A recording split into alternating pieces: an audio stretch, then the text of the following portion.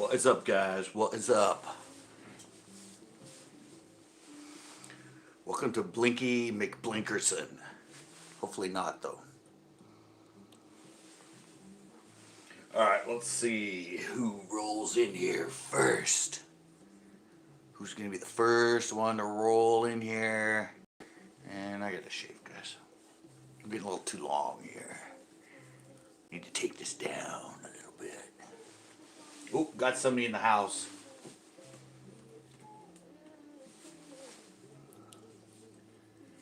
Got somebody in the house. I see a number one. Who's the number one?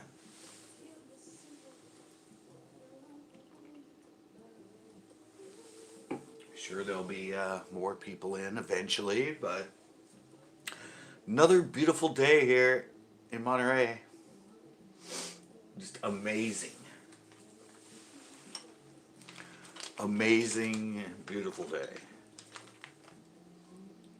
I'm going to try out some of these one day. Swim jigs. Big mustad hooks. Look at that. A swim jig. Head. Ow, ow, ow, ow. Stuck to my finger.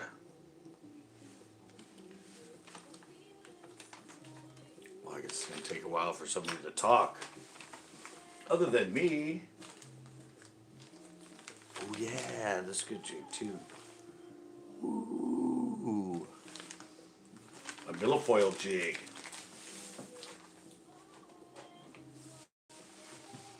So who's going to be the first one to say, hey, my DVD. Ah. So did anybody fish today? I know there's only a couple people in at the moment, but I know you guys got something to look at. Everybody's got to usually let it cycle around at least, one full round when they come in.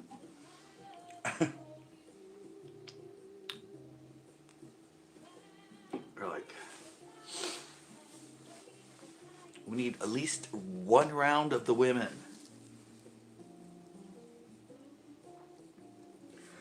Then we'll start talking. Ooh. So, hopefully we get some talkers in here eventually. Yeah, I might go, I don't know, I still haven't made it to Bass Pro Shops. I want to go there, pick up some stuff, maybe film that, then maybe drop down and fish at Chesbro or something.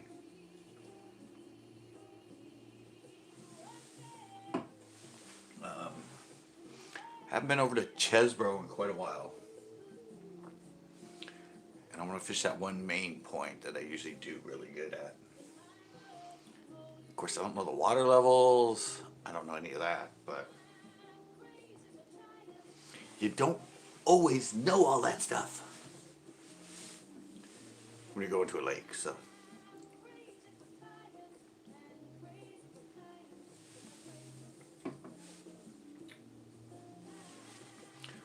So, yeah.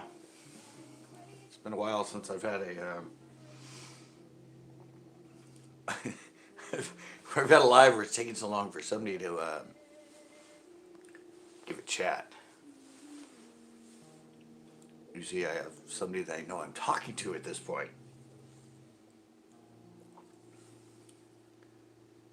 Then again, I think a lot of you guys just come in and hang out to see how long I'll just talk to myself. I like a little swagger. That's a good way to hold a bass.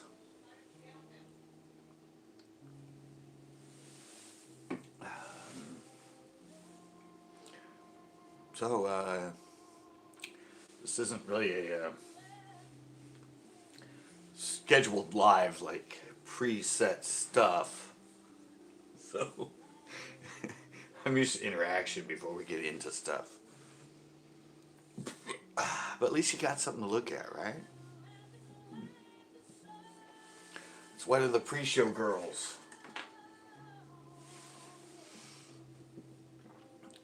They're the pre-show girls, because usually the habit over time with this is takes people a little while to get in. Plus, don't know if my notifications went out, or people are just stumbling upon me, or they saw my post earlier. Catching your G-string, man, that's gotta hurt. I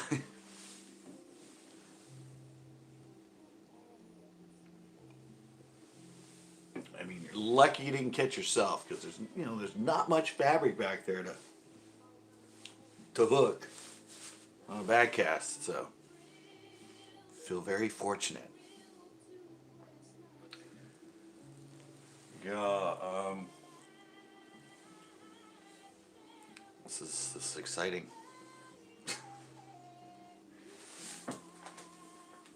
Here's one for you. You might know what this.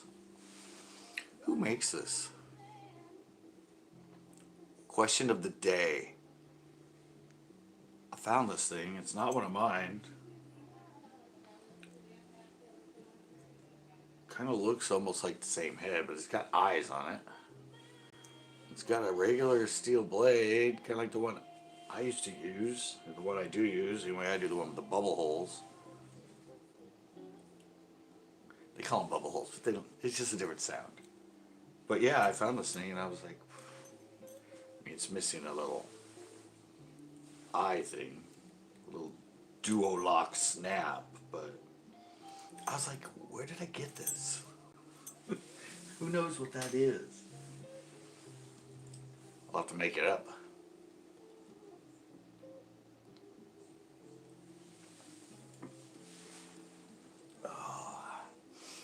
Alright, still at 2. I don't know, where my chat's not working. Live chat says all messages are visible. I'm just like, I'm waiting. I'm waiting for someone to respond, someone to say, give me a topic, give me a subject, give me something you want to talk about.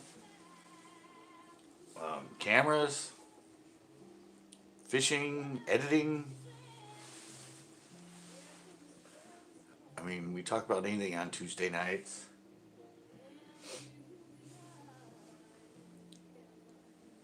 What up? Chex-Mex, finally. You're the first person to chat. I've been in here with people watching me and nobody's responded. So it's been like 8 minutes of improv. But I figured, they're watching the show in the background, so. But I don't know, nobody gave me a like, so I don't know. I was hoping I was entertaining people for the first 8 minutes. But I didn't get a like, and nobody commented. Hi, it's me again. K-Dance channel. How you doing? Thanks for coming in again. Welcome to Tuesday night hangouts. It was a little bit of a slow intro. I was trying to talk and entertain, but I had the girls. I love your videos. Well, thank you. I try. I was just saying tomorrow I might go to Bass Pro Shops, because I got 2 gift cards right here, I think. Yeah, I got a couple of these. And I want to go... Oh.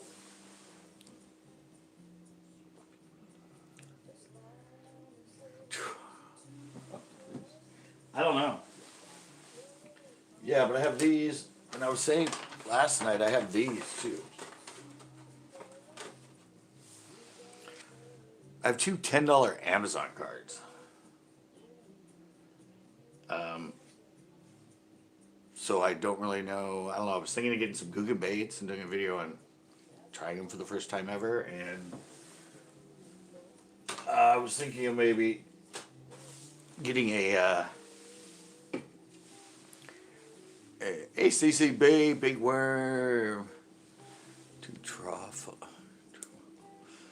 No, I don't know. I think this weather's going to help if it stabilizes. If it stabilizes and suddenly March turns into an average March and we get like over 3 inches of rain, I don't know. It's a possibility. So I don't know. Justin's in the house. Daddy, kids are in the house. We're here. Ooh, I finally got some likes. I got 3 likes. Yay.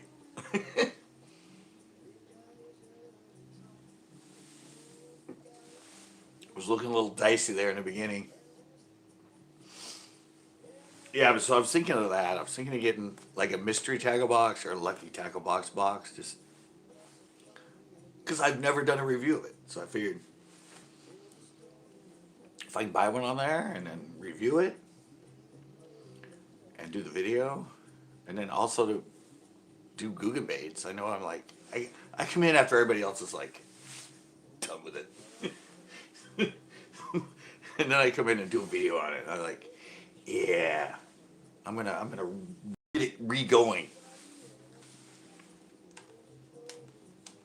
But that's a good idea. Yeah, I figure I have those Amazon. I'm like, what do I need? I don't need anything. I don't really need anything from Amazon. I never shop on Amazon. I mean, unless I'm doing electronics or something. But I'm like, got $20. How can I use it to bet and help me maybe do something wrong? Justin's going fishing on Friday. Where are you going? Where are you done going? The anticipation is killing me. Are you going to El Estero? Somewhere exotic? Come on, Justin, come on. It's killing me, man. Oh, shit, you're actually going somewhere that might be good. It's probably going to be good with this weather that's been happening. Chex-Mex was just asking about that. But, yeah, that should be fun. They should be eating up, man. You're going to have a crazy good time. Maybe. I don't know, like I said, I need to go over the hill. I'm kind of getting cabin fever because I'm only going to Pino. It's like I've been at Pino way too much. It's like when I had my boat there, I was there too much. Wow, yeah, that should be fun. I'm jealous already, man. Didn't invite me.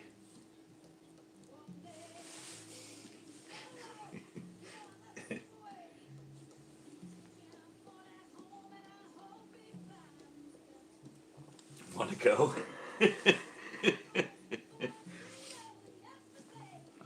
I don't know. When you heading out there? You're just gonna be on shore? Just on shore, I'm assuming, right?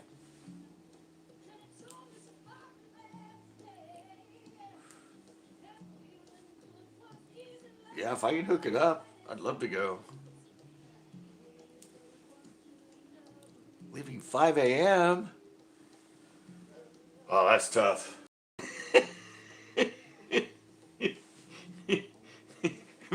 Me in the early morning thing. Yeah, uh-huh.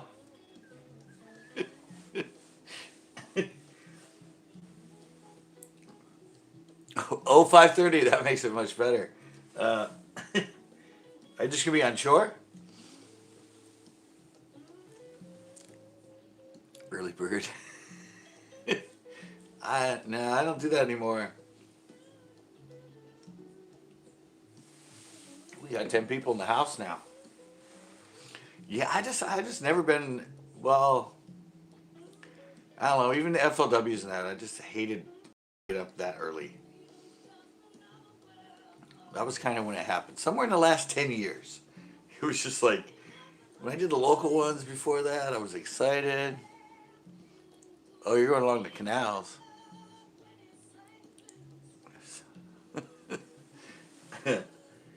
Yeah, it was somewhere in there. It was somewhere in the FLWs.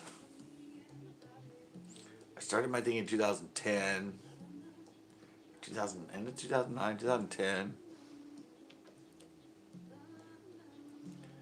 Do you want to go to Don Pedro? Yeah. No, I'm in no financial situation at the moment to do lots of traveling to fish, unfortunately. Yeah. Channel needs to kick into gear, the merch, all that stuff. Yeah, then yeah, I'll like be going all the time, or meeting up with people and going all the time. So that's always been my plan.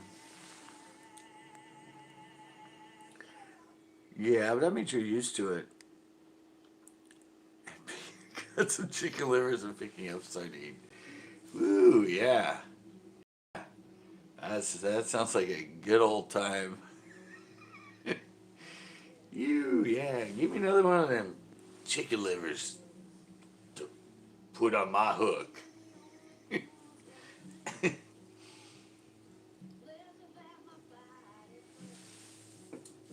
I wish. I had this all planned out before I got fired.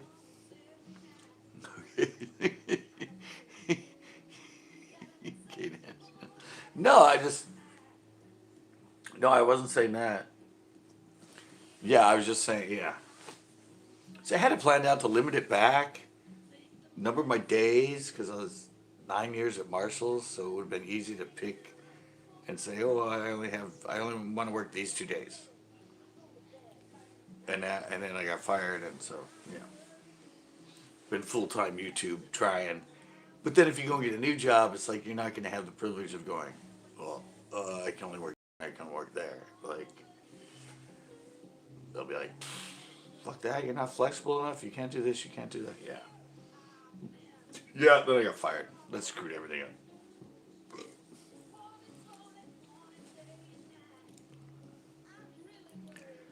Oh, you got a 23? Wow. I went down to the beach today.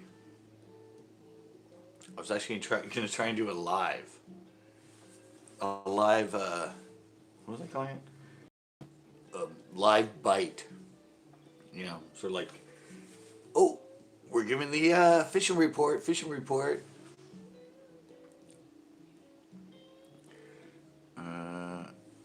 No, I went down and there was nobody there.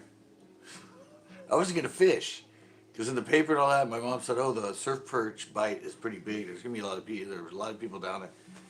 So I was just going to go live and walk around and, like a live fishing report. See, like, if they're catching, what they're catching, show them fishing.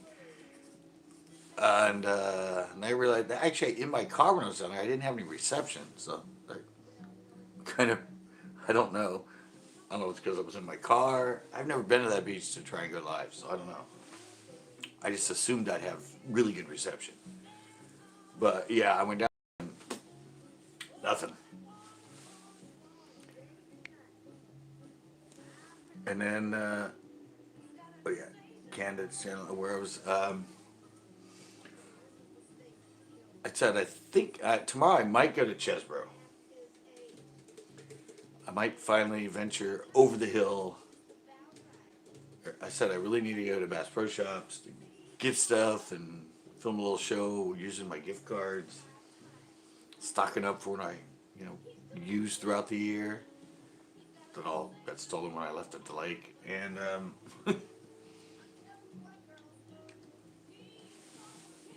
I was going to drop back down to Chesbro. So I haven't been over there in probably like 6 months.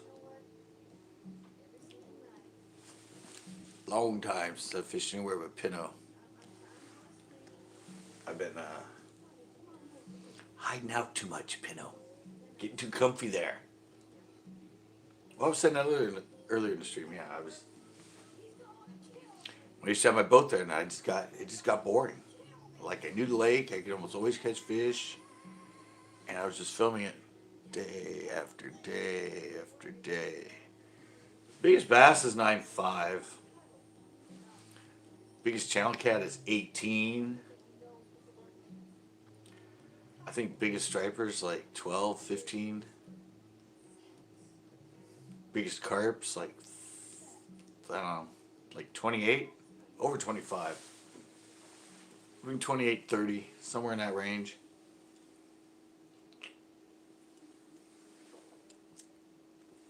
Chris is in the house, guys. Mr. Spencer. We're talking biggest fish you've caught. Kind of low, we need some rain. I've fished them really, really, really, really low, so. I said I haven't been over there yet. I don't. It'll be interesting to see where they are level-wise, because 7.2. um,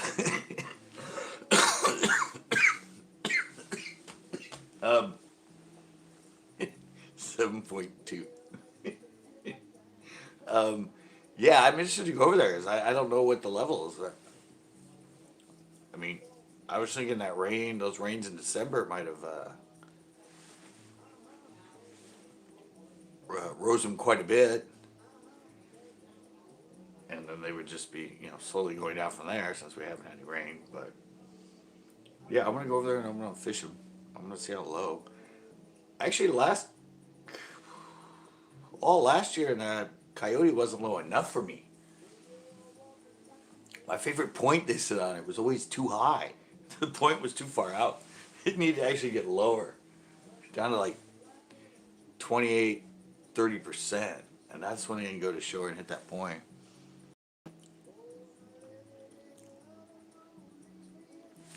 What? Fits of making SC County.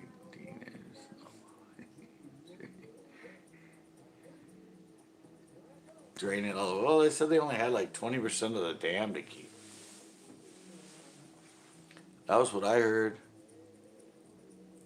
I think that's what they said. So they did all the testing and everything else. They said they could only keep like 20% of the dam. How are you going to keep water in it if you got it? I mean, it's like, supposedly they were going to drain it all the way. As I said, the project was supposed to start in 2020. So, yeah, but they said the original plans, I think, were to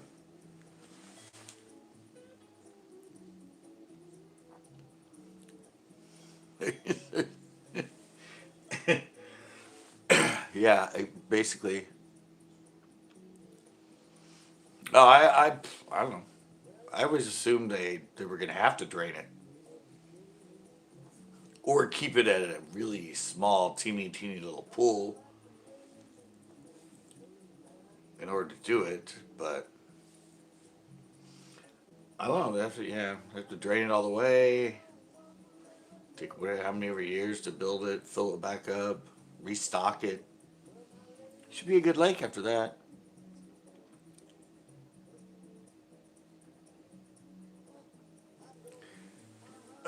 Oh yeah. Yeah, I said they have the pump. They can pump it in. They pump it in. Yeah, they pump it in from San Luis Reservoir into Anderson. But there's actually there's a link to Coyote too, and there's a link to. I'm not sure if there's a link to Calero or not, but supposedly all of them are linked somehow. All the Santa County lakes have pipes running to all of them. I don't know. I know it's true that it comes from San Luis Reservoir. I fucked up the dam. Well, it took them how long to fix it?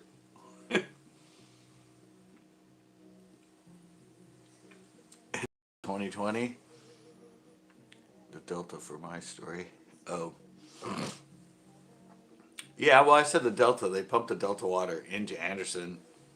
Once it goes through that, it goes through Cuddy Creek Lakes and Folsom, or not Folsom, but Almaden, and then, yeah, out to the river, out to the ocean that way. It's for the fish, guys. It's for the fish. It used to be a normal, regular trade until they put the dam in.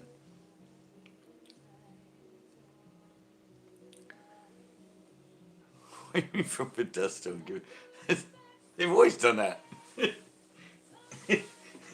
That's what the Delta does. The aqueduct supplies LA. That's its sole purpose. It's LA water.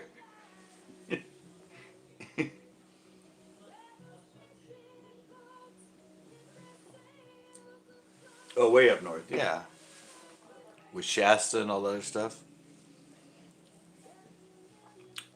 That's California Aqueduct. Yes, the California Aqueduct that supplies water to LA. That's what it was designed for. That's what it does. Takes the water from up north and shuffles a lot of it down to LA because LA doesn't get that much water. Well, I'm 13-6. Come on. I can go from there, can't I? Yeah, that's what it is. It dumps out in Silverwood Lake. Goes through Castay, goes right by Magic Mountain down the hill. It ends at Silverwood Lake. Down towards Big Bear area and that. That's it. There's just like, you can go there and there's this like cascade waterfall of water coming in to Silverwood.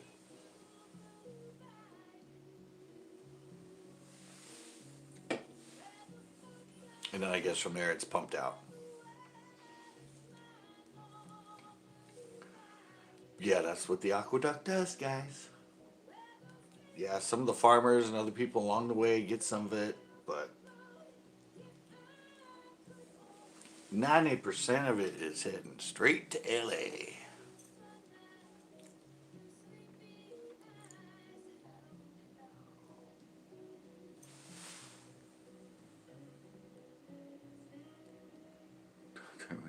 They dump 20 million gallons of fresh water into the sea every quarter. So now it's going to flow south. One horizontal canals are closed.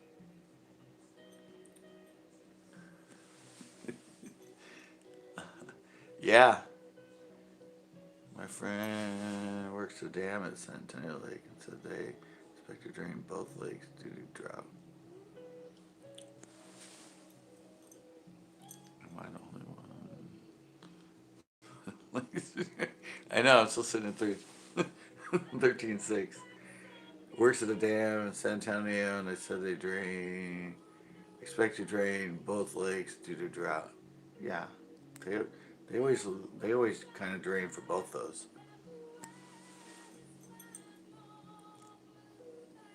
Yeah, but when they say drain both lakes, they don't mean like drain both lakes. Yeah. No, when they say that, yeah. They're going to drain both lakes. How's your boy doing at Clear Lake? I don't have a boy at Clear Lake. That was Ash, and he went like a week or two ago. He said he caught a lot of like 2-3 pounders. A lot of fatties, but nothing over like 4 pounds.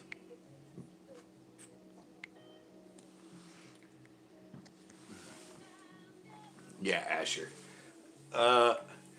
Yeah, but when they say they're going to drain both lakes, I mean they're going to take water from San Antonio and from Nazi, but it's it's not that they're gonna like completely dry up and drain the lake.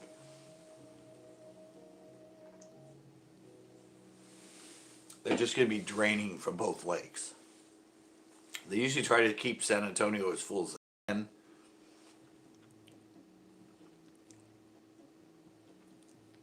No, they usually end. What? No, they draw them down. Yeah, well, look at San Antonio. San Antonio, it was like 2% for all those years and that. No, see, the thing is, San Antonio has a really small watershed. Nasi has a way bigger watershed than San Antonio because the way they're set up and they're right next to each other. The majority, like, how many thousands of acres flow into Nasi, like half of that or more. So San Antonio takes a long time to fill, and that's why they usually never used its water, because Nasi Mena would usually fill up, and they'd be able to use all that to feed it down to the farmers, and they wouldn't have to touch San Antonio. Well, evidently, I guess there was some sort of issue with the dam at Nasi, some with the turbine or something, so they weren't able to release Lodi Lake. No, I've never been to Lodi Lake. Yeah, so they weren't allowed to release it from from Nasi, so they pretty much drained San Antonio to provide the water that they're legally required to provide. And yeah, and then it took a while, and then yeah, because Nasi's like, they don't like to take from it because they know it's very sensitive and has a very small area. I think a tree stump got caught. Yeah, whatever. But yeah, they were having, so they had to. That's why they're still talking. I don't know if they're building or not a tunnel from Nasi into San Antonio through the mountain. So San Antonio, gets twice as much, three times as much water that they just have to release. They can divert it over into San Antonio because it never gets that much water. I don't know, it's in the works. I heard about it 10 years ago. I don't know if it's ever going to happen, but that's sort of their philosophy is, we got this one that gets tons of water. We got this one right next door that doesn't get shit. This one fills up 30 feet. This one fills up like a foot. This lake's a piece of shit. Oh, why don't we just make a tunnel from this lake to this lake, and then we could pump it over into this lake? Because it's part of my... It was part of my training for when I was, because I'm natural resource management, fisheries wildlife. So, right next to the dam. Yeah, no, that's how I know all this stuff crazy. Because it's called watershed management. It's a class you have to take. And one of the lakes we studied was the contrast between those two watersheds for Nasi and San Antonio.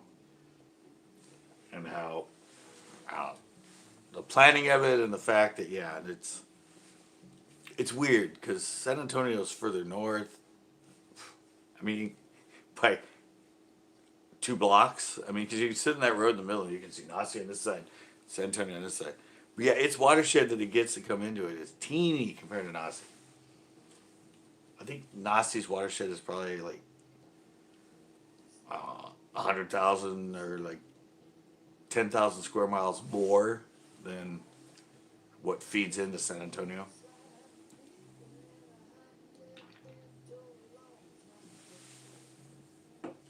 Yeah. I don't know, it's a lot of what I learned because a lot of people that are NRM right now, pretty much natural resource management, what I was in, has been turned into like a forestry kind of thing. You're learning how to, yeah, instead of, you're learning how to harvest and reharvest wood and stuff like that for the natural resource management rather than what I went under fisheries wildlife under NRM to manage wild populations and wild stuff. So Yeah, that was fun to learn that in the watershed, the square footage has to do. I mean, the way to calculate it is what kind of trees are there, what kind of soil's there, what kind of rock is there, what kind of sediment, the orientation. I mean, it's a lot of math, and I think I had to bail out it the first time, and I had to take it twice to pass it. But it was water. It was like a 401 or 418 class, but yeah, it was watershed management and how to do all the calculations and manage flow. And all I know is I hated it. I thought, oh, watershed management, this is cool. Rain, rivers, creeks, flow, dam flow out, and then no, it's all this scientific crap they make you learn about soil and soil density and bank angle and full square footage and yeah. But yeah, crazy. That's where I learned that. By the way,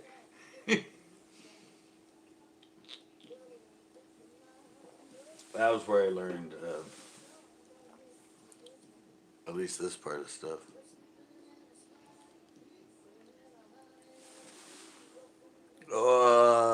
At Nasi,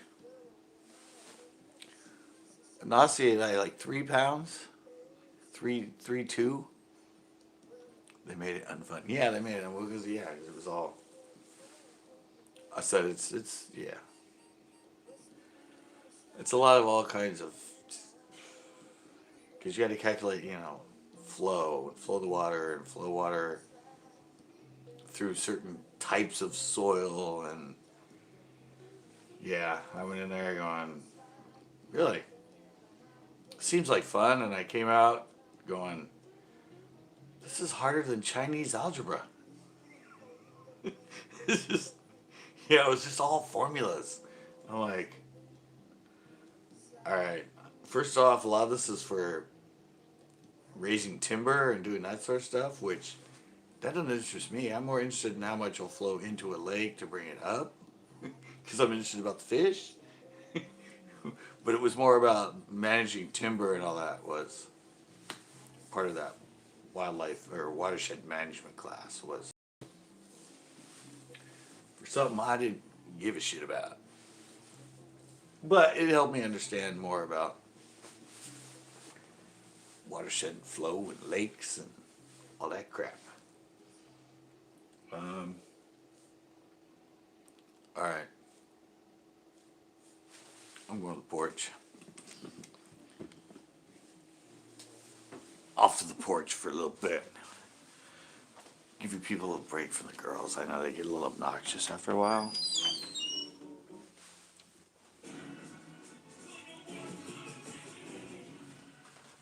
You're going the first time?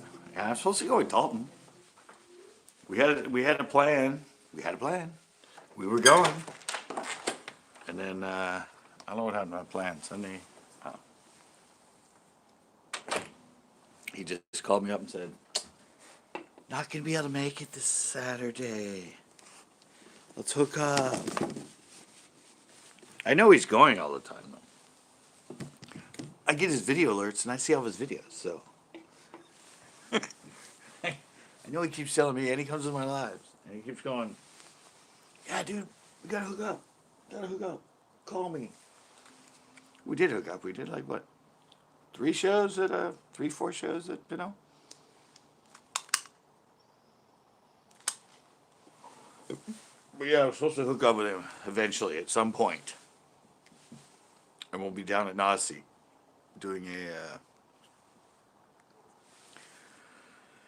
Yeah, Zach. Yeah, I want to get down there. That place is fun.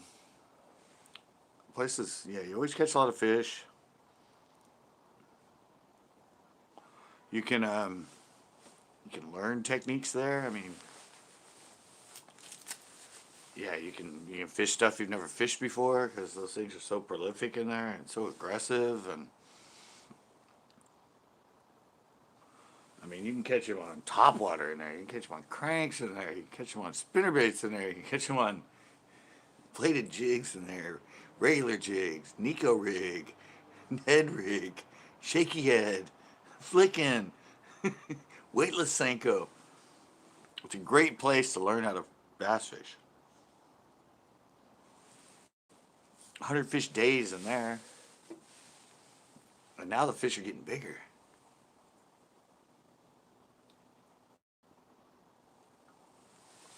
It used to only take like 9 pounds to win a tournament there. Yeah, 9 pounds.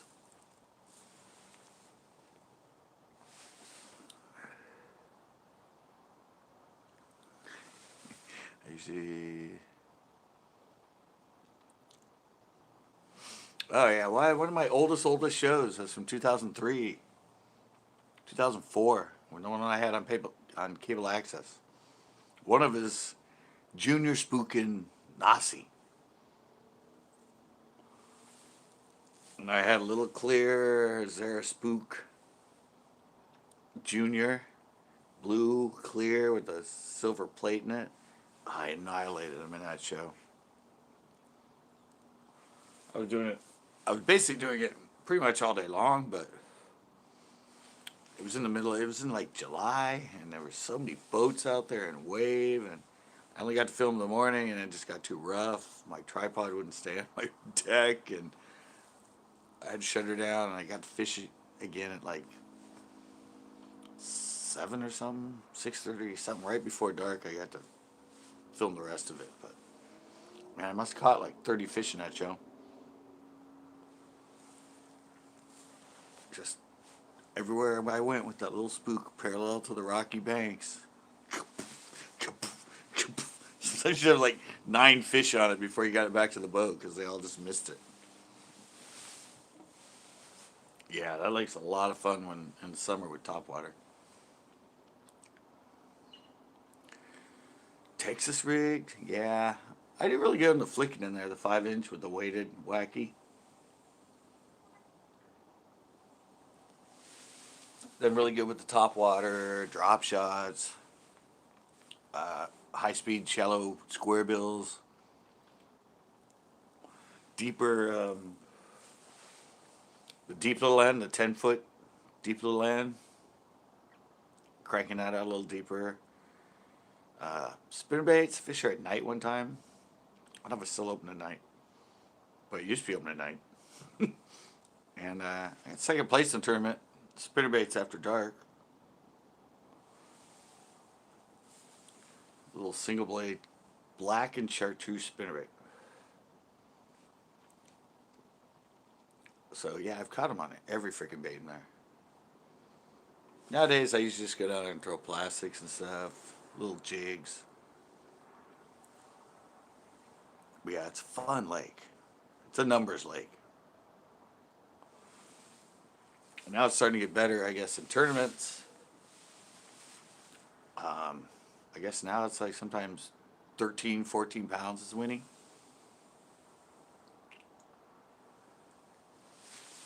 Which is, I mean, 12, yeah, no, but we used to be like 7 to 9 would win, and then suddenly it went to like 9 to 11 would win.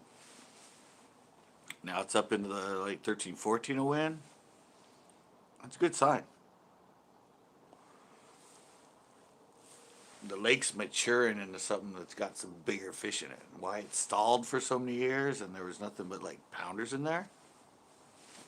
Don't know. But now they're starting to get threes more consistently. 5's still the biggest in that lake. I think the lake record's like 5'3". I got a 6'9" spot in there, or largemouth in there, on a topwater. Black and chrome spook. Completely, totally random fish. It's just no reason why I caught a 6'9" out there on a topwater in that condition and where I was throwing, but one in a million fluke happening. Just kabam. And then started taking out drag, and I'm like, I'm not at San Antonio. There's no stripers in here. Yeah, it's 6'9", 6.5 pound largie. I don't know. You guys don't know this lake, but largie, I don't know. They thought they were kind of on a comeback in that, but I think the spots are always going to win over that lake.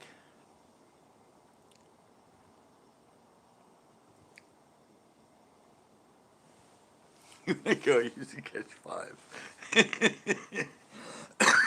Well, I don't know. Might need to find better spots. That's funny. Better spots. You better see that little joke there. Find better spots because you'll catch. I don't know. I think my last show down there I caught like 9, something like that. But yeah, no. If I'm out there on a boat, not my friend's ski boat that we just kind of drift, but an actual bass boat and that. Yeah, a lot of times it's 15, 20, 30 fish. So that day of my show, I don't know how many I caught. I don't know how many are on film. It's a half-hour show. Got to be at least close to 20 fish in it.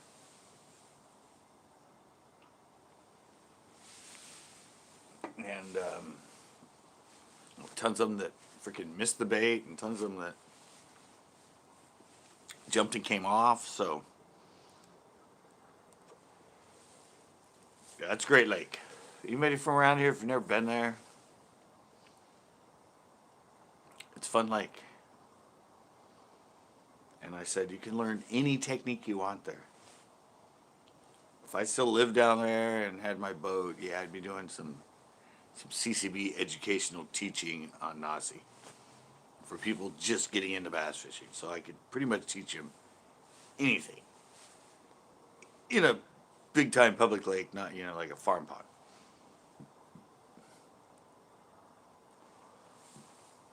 Yeah, fun times. I miss being down there. Down there I had San Antonio, Nasi, Margarita, Lopez, and Cachuma. All within an hour of the house. Margarita and Lopez were like 20 minutes.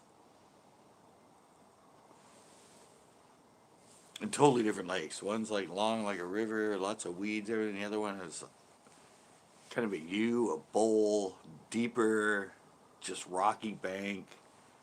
Few weeds in some places, but mostly, yeah, totally two different lakes. It helped you learn two different types of fish, I guess, or two different scenarios of a lake.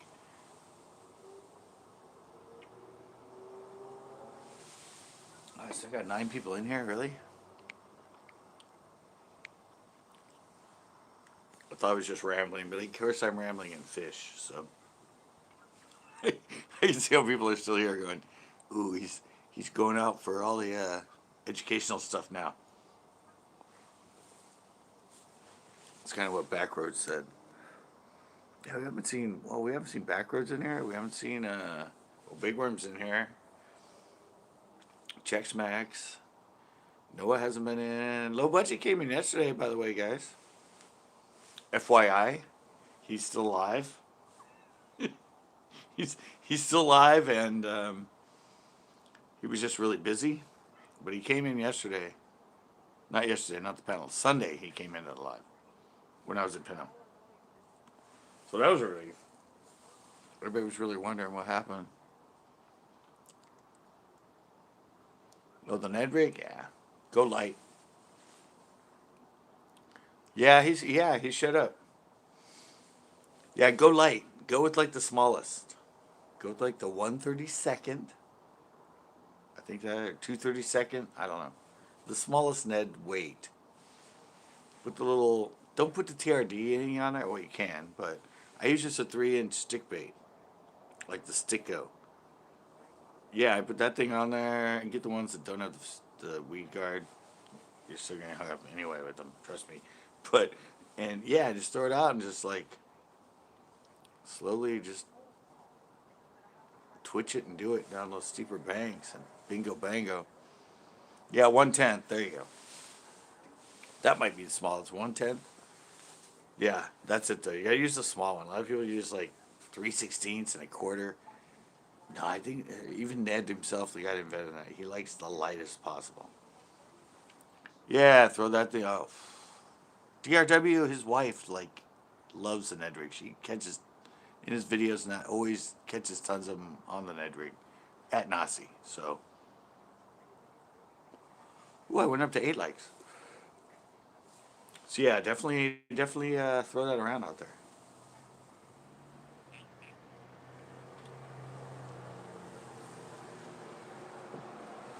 It definitely catches a lot of fish there. Like I said, you can learn that. You can learn jerk bait there. You can learn spinnerbait there. Crankbaits. You can learn crankbaits there. Wasabi is in the house. What is up, Wasabi? What happened? I thought you were supposed to be there on Sunday or something. Captain Clueless. Yeah, yeah. Yeah, tonight's when, if there's somebody that's been in here a long time and a regular, yes, it's tonight. Not sure if anybody's in here right now that's like that, so we'll just relax on that for a bit. Next Sunday. All right, well, you didn't give me a time. You just said, like, Wasabi is soon to return.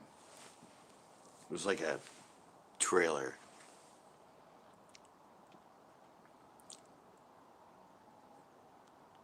Still haven't gone. You like Pinot. Pinot's a lot of fun. It's a fun lake.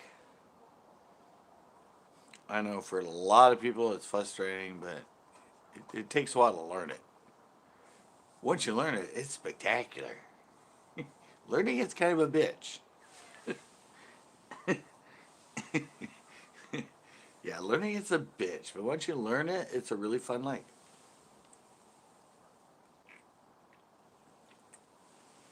Kind of like any lake, I guess, if you're new to it.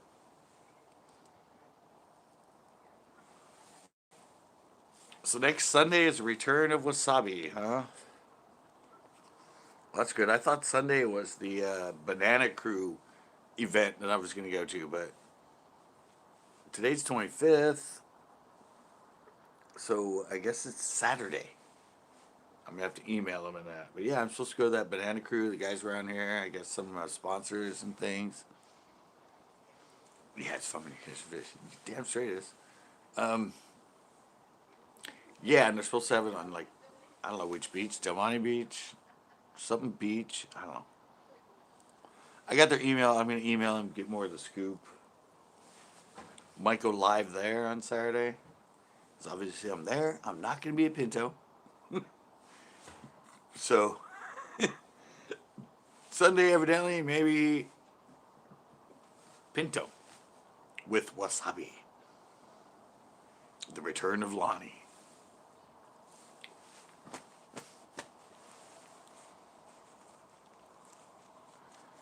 You won 1,060 on a $5 scratcher. Damn, dude. You're a baller now. Damn.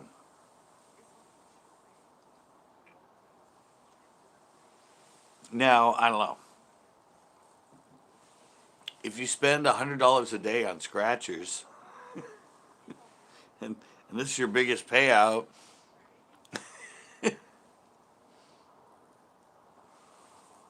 or you just a random player and this was just like knocked it out of the park. I don't know which way it goes. A lot of people spend a lot of money on it and went like pretty much break even, and I spent a lot of money and break even. Was that a break even, or did you just get lucky and go skyrocketing?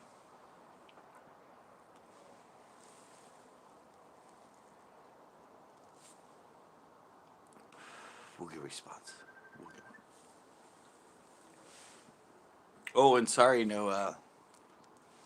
Somebody else brought up my comment as I said I was going to bring Bernie back, but um, didn't get a chance today. And stepdad's actually the only one that knows where Bernie is. And he got home at 7:55. So no Bernie. That's my co-host, but People have been asking. I said I keep saying I'm going to bring him back,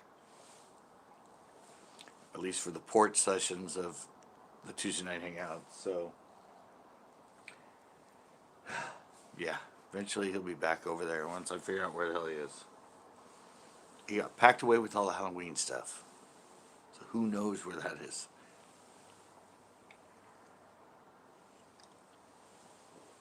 And if you don't know who Bernie is, well, eventually you'll be introduced to Bernie. Or if you want to look at my October lives I did,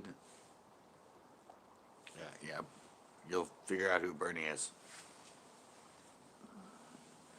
Everybody else is just waiting for his reluctant return. He spends all this year just kicking back in a box. And I'm going to have to bring him out. He's going to have to sit out here, deal with the cold. But I'm going to get him back.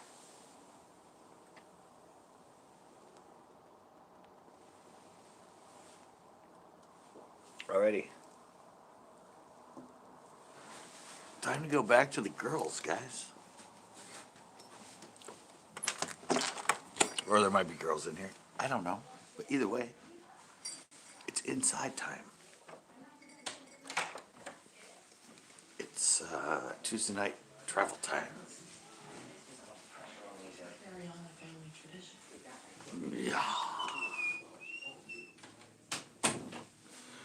Alrighty. Back to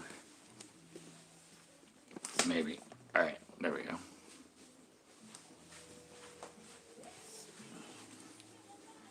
Alright, there we go. Oh, perfect photo to come back in with. Alright, there we go. Now, what were we talking about? Everyone's like, oh, thank God. Visuals. So that's good. I get to go Wasabi on Sunday. Hopefully a fun thing with the Banana Crew on Saturday. Maybe possibly go film something tomorrow. Oh, got an upload coming tomorrow too. In the morning, by the way. Gonna be throwing up the video I filmed and edited today. And yeah. That's my itinerary right now.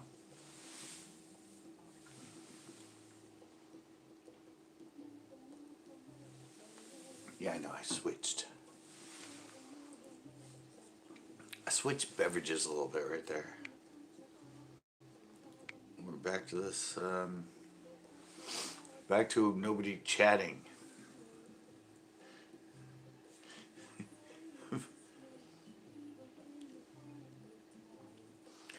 Yeah, you don't need a fish finder.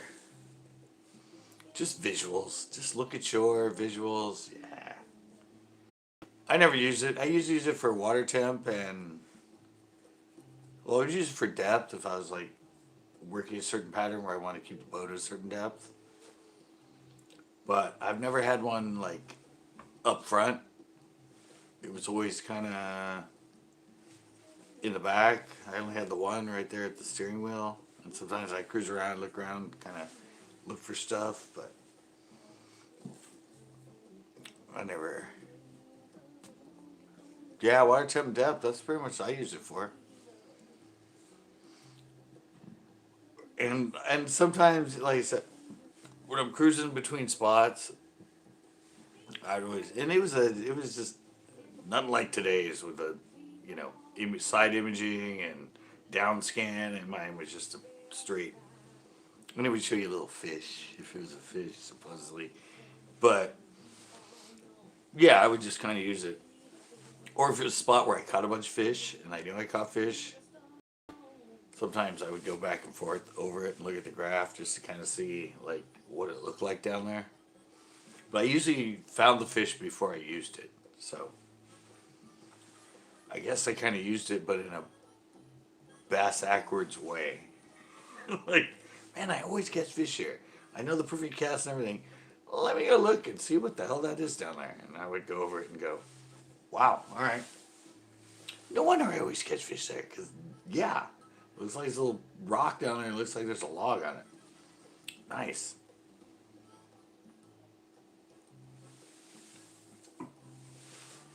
But yeah, sometimes I just go over it just to see what the hell was down there.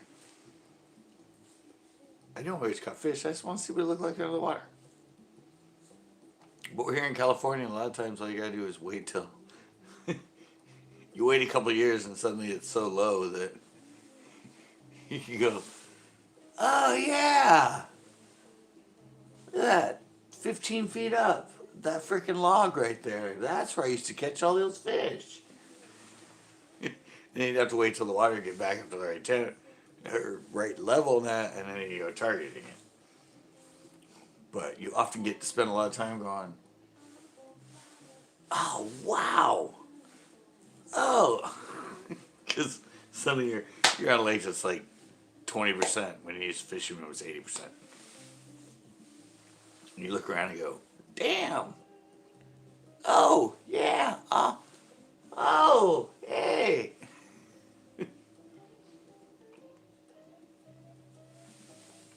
Life of California bass fishing on reservoirs right there. That'd be your information about that. Unfortunately, with all those lakes that I used to fish, I fished them at the lowest they've been. I fished them where they were stabilized, and I fished them when they were above normal. So that's why I knew those lakes so well, because I could fish them at any level. And you get people that just come out here, they go to it, they fish for a couple of years, and it's full. And suddenly, the next year it's a drought, and the thing is just like bottomed out, and they're like, they can't catch anything, they don't know what the hell's going on. So yeah, to be able to do it, fish it in all those different fluctuations over, yeah, fishing for like 16 years. And they went through like all kinds of fluctuations during that. And sometimes just year by year, it was that much of a fluctuation. 30 feet lower last year, this year, next year, oh, it's back up to here. Oh, next year, oh, it's back down here.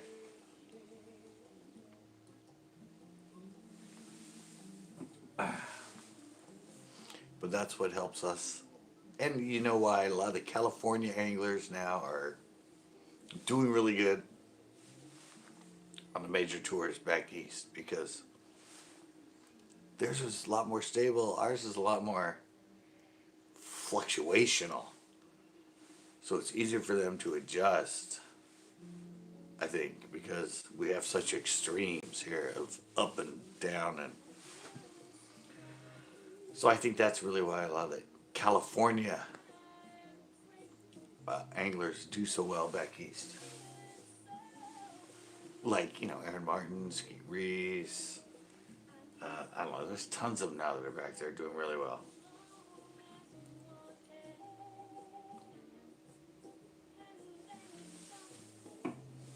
Because they grew up here fishing mass fluctuation.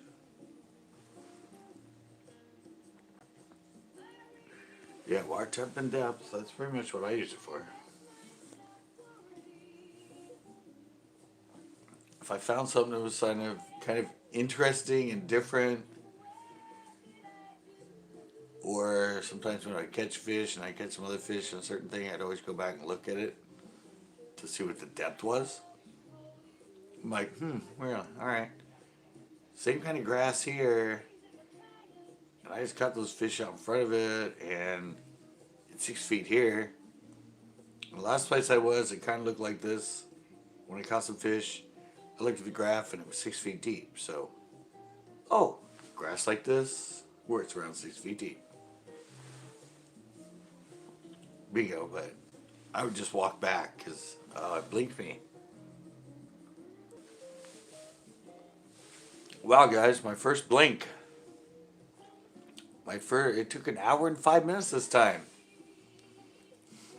I can never know, this phone just keeps doing this, but It's blinked me as quick as a minute. It's blinked me as many as like 40 times during one live stream. In the same situation, in the same house, with all the same things going on. And today it blinked me and we're at 105, so hopefully this keeps up and it stays more stable.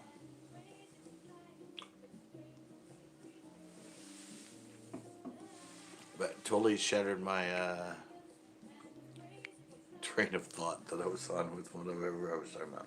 Oh yeah, well, yeah. Still, it's kind of the same thing. I look at it after.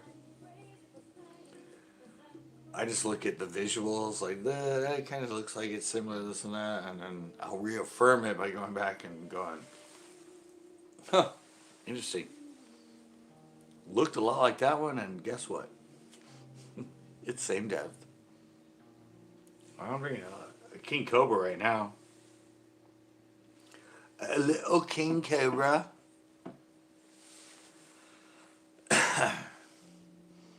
Yeah, that's my whole history of depth finders. It's just I use them to find a drop, or use them to do, usually after the fact. Usually I was watching the temp more than, because I'm more of an onshore fisherman, not a ledge and point or island fisherman. So the temp and usually the depth, when I already caught them, were the two things that I really keyed in on when I had a bass boat with a depth finder. Oh, really? Yeah, now I'm on the king now. So earlier it was the steel, now it's the king. Well, I'm still at 7 and 9. Wow. Will I hit double-digit likes at some point in this stream?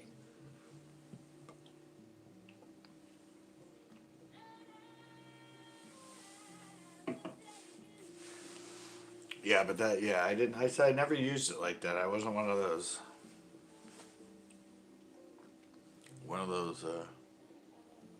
I can never find the like button. You have to go out of chats. You have to click. You have to click out of live chat. You have to hit the close, and it'll come up and say how many subscribers I have and the like button. Hit that, and then in the middle, there's a little button that says live chat, and then you can come back in.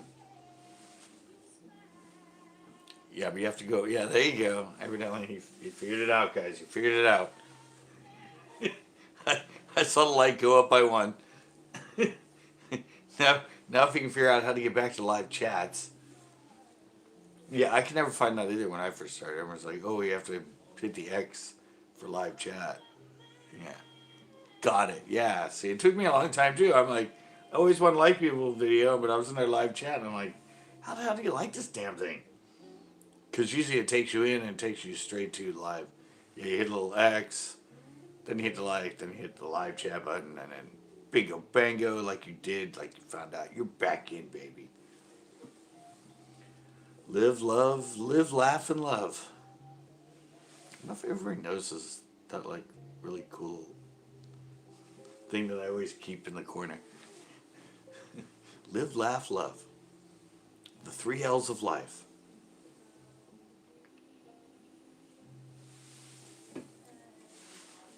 Yeah, I don't know. It's, to me, all like the depth finders and all of that, I'm like, I don't know. Kind of like YouTube with what they're doing now. They want to grow organically. I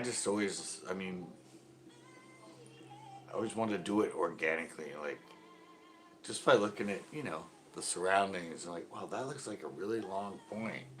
Like, I bet that point goes out a long way after this, and I would go over and fish it, but I wasn't like, well, let's just cruise around for a couple hours and just look at the graph, just to see what this bottom looks like.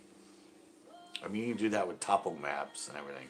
But I think people get too obsessed with the video game fishing, where We just want to go cruise around and look. Oh, there's a bunch of fish here. Oh, there's a bunch of fish here. Oh, there's a bunch of fish over here. Hey, yeah, you can go throw on them, but I don't know, unless you fish and experiment and all that, like, they could be there and you could be throwing, those fish don't want to eat. Somebody else could come there with a different bait and a different size, a different color, and be like, oh my God, we found this greatest. So I just not a fan of, if you see him, you're definitely going to catch him. I'm not a fan of that. It's like, I like to just fish and figure it out and find them. If I want to go over it after fact with a graph and that and look kind of at, but if you're good enough with a topo map, you can do that with anything anyway.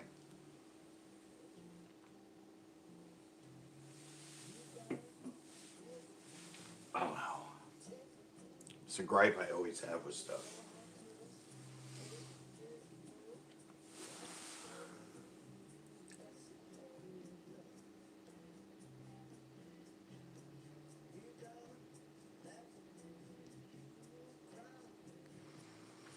Um,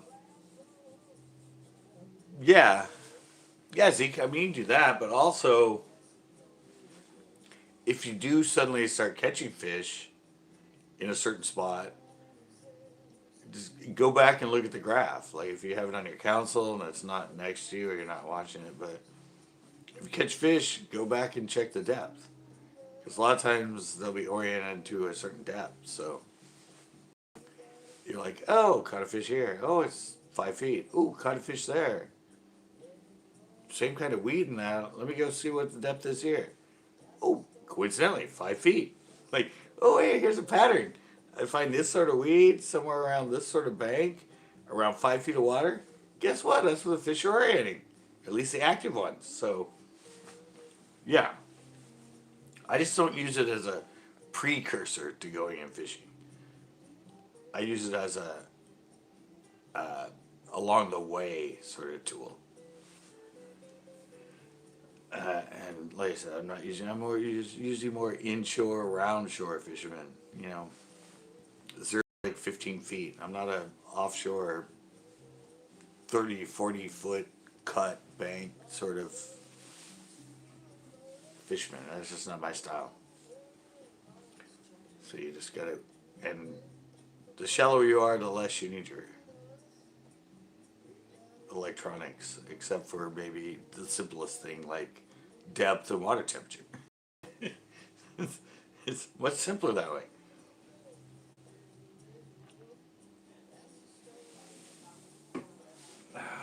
You know, yeah. It's I guess it's just a difference of opinion with people as far as.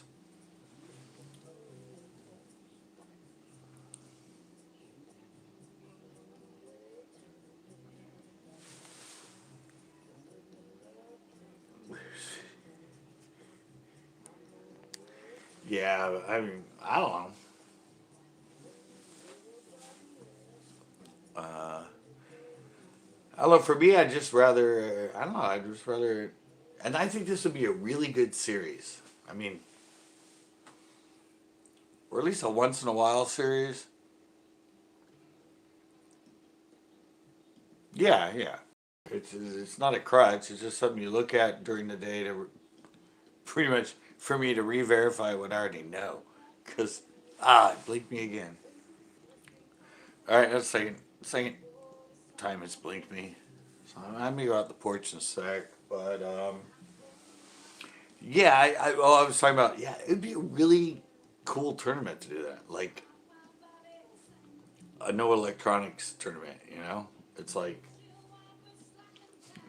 it's just a different series. Like you don't have those. You can't have any electronics on your boat. And I know now electronics is like uh, I'd say is a huge part of income of the fishing world is all the down scanning and side scanning and everybody promoting. Yeah, just a stripped down freaking boat, no electronics, new lake, go fish. Um, no, I haven't been yet. No, I haven't been since my last live, which was quite a while ago. I'm pretty sure. It's good. Always catch them there. I went to the beach today because supposedly, I don't know. My mom said something about saw pictures that hot.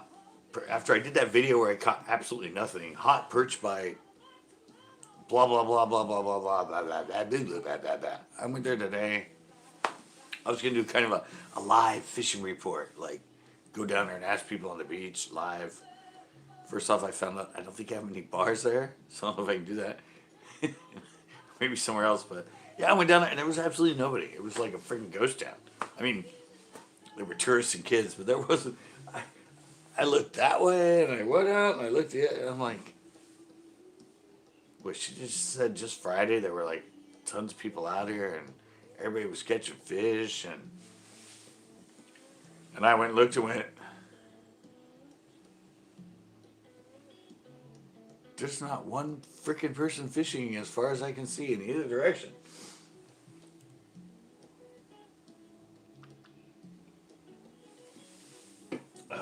All right, we're going porch.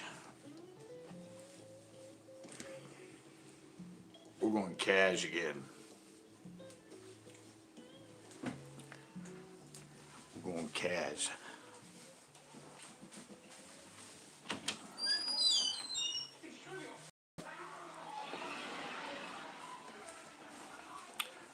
Seinfeld, I think.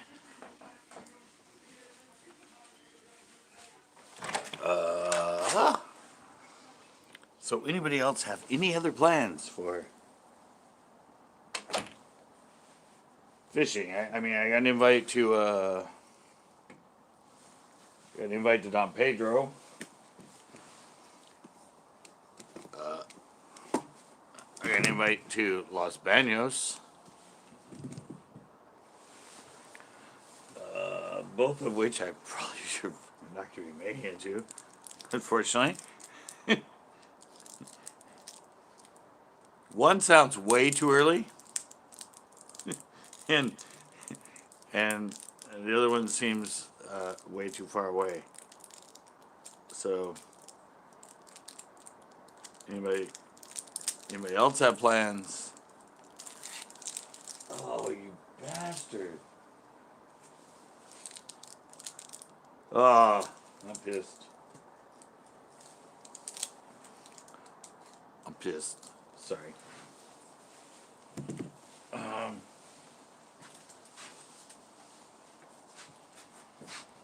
Yeah. Sorry. I bought the wrong Black and Milds. Damn it. Or the Jazz. Yeah, the Black and Mild, but the Jazz. I was supposed to get the wood tip. She told me they were wood tip. I didn't look at them close enough. Does that look like wood? No. That looks like effing fucking plastic.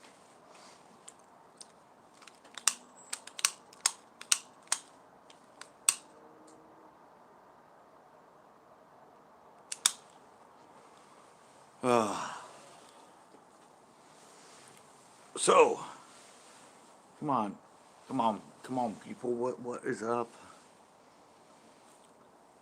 Already said no to the fact I haven't fished the Coast Guard Pier.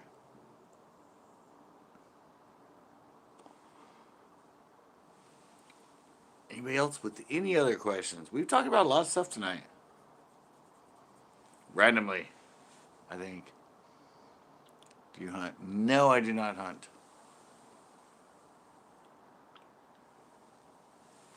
Used to hunt native like pigeons and blue jays and sparrows and stuff when I was little with my BB gun in my backyard. Those are all off-season species, by the way. But yeah, I've never actually like legally went out and hunted anything other than fish.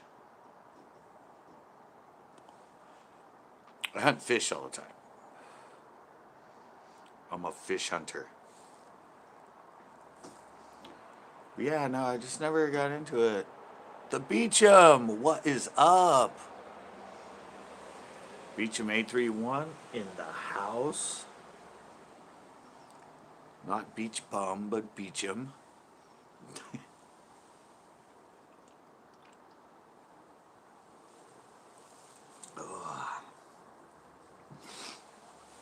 The weather has been freaking crazy here, though.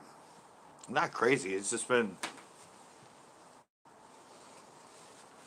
unusually good. Usually here in February, first 2 weeks are usually mild. Still going, and we're what, like 26th? Soon to be 26th. And I don't know if we had, I think we might have had one storm the very beginning, but I think that one might have actually been the end of January. So I don't even know if we've had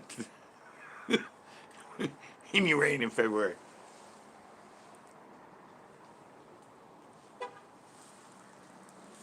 But we do have March coming up, and March averages, I think, 3.5 inches in a normal year. And this year obviously has not been normal, but there is a freak possibility that we have a really wet March. Who knows if it's going to happen, but it might.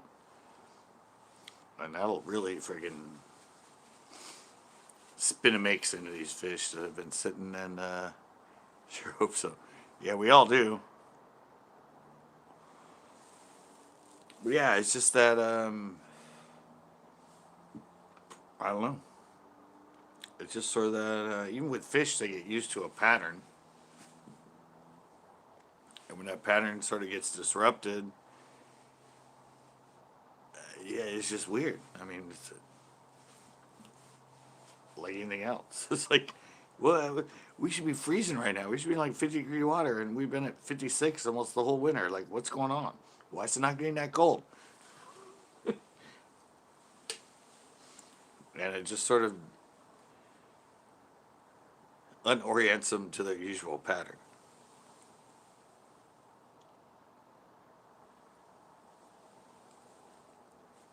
But that's what bass fishing is all about, is figuring that out.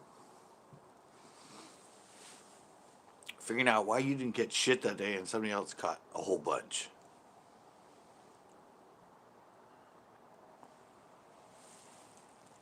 You thought it sucked. And you find out it was a pretty good day for most people. You're just going, the fuck did I do wrong? Why didn't I catch any? Years of on the water time. That's what it takes. Just fish and fish and fish and fish. And winter helps a lot.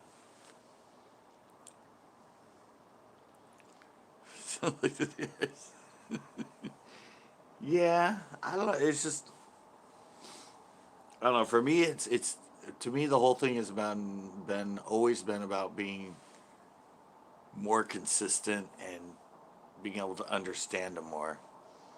Hog holler, what is up? Yeah, with me, and it wasn't about catching big fish or bigger fish. It was just I wanted to constantly catch fish, and I constantly wanted to learn and figure out in every different situation how to constantly be able to catch fish. It was never about big fish or huge fish or giant fish, or it was just about always being able to figure out how to catch a fish. And then as you learn that, suddenly you figure out that learning that might lead you to suddenly being a person that catches a lot bigger fish consistently, because you've always learned how to catch them and not just get lucky, but consistently catch them. So that leads to putting yourself in the position where you constantly catch a bigger average than a lot of other people. And that's been my progression. But it's taken 40 years. So it's it's it doesn't happen overnight.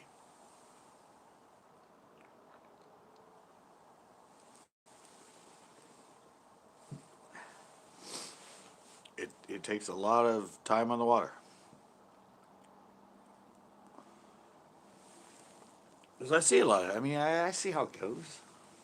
It's like the one man show right now, the one man history of CCB. Um, I'll see a lot of people like, oh no, that water was dirty. I'm like, well, yeah, and so I was doing pretty good. I never fish water when it's dirty. I'm like, okay, well, do you want to progress as a bass fisherman, or do you just want to be a fair weather fisherman? Because, yeah, yeah. They can always be caught, and they can always be caught in every situation. But if you don't fish it and don't spend time always fishing it, and maybe blanking and everything else, and learning and educating yourself, it's not going to help you. Like if you just suddenly go, oh, it's all paper bag brown and muddy, 2 inch visibility. I'm going to wait till it clears. All right, well, I'll enjoy the next couple weeks without you crowding me on the lake, and I'll probably catch some good fish because I know how to catch them when the water's muddy.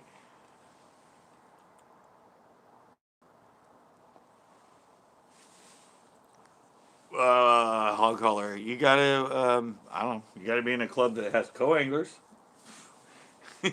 First off, um, but you can join bass and be a co-angler on the opens. I don't think they have them on. I don't know if they have co-anglers in the bass fish anymore, or the FLW in your area. You can go right in there, sign up, click co-angler, boom, get in the waiting list, get accepted, you're in. It's yeah, it's just you go to the website for a tournament if it's FLW or bass, the major ones. There's other ones you can do, but I mean, as far as a major one, that yeah, evidently, and unfortunately, costs a lot more. But yeah, you just go in, you hit that, you hit co-angler, boom, bada bing, and yeah, it's not really that. Yeah, you just gotta go in. You go in. I don't. It's just you just sign up, sign up, pay the money, show up, get a partner, and you're ripping and raring and ready to go.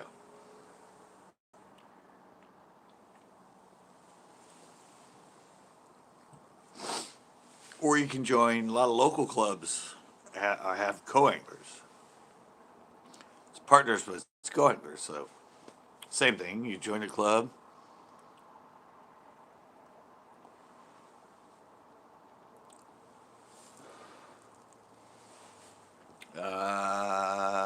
I've gone over a lot of that with as far as no for me. And I'm a good $30 to $50 range rod and reels a little more. Usually 80 to 100. More expensive reels than Walmart rice. Yeah, yeah. I'm usually cheaper rods than uh, reels, just because there are a lot of cheaper rods if you know the right ones and the way they're balanced and everything else. They're really really good rods. And then reels. Yep. Yeah, that's why I said 80 and above for reels. Oh yeah, and especially I mean a lot of the higher end, really nice ones, thin wall and everything. Yeah, if you hit an impact, like a sharp impact knot, it will do little fractures in it. Yeah, I mean it's just the nature of the game. The higher end it gets, the thinner the wall, the more sensitivity, the lighter. You're going to be sacrificing some sort of strength within, but you don't need that.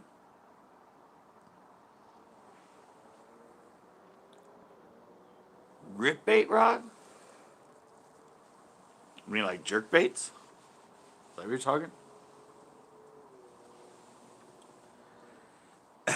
Jerk bait style?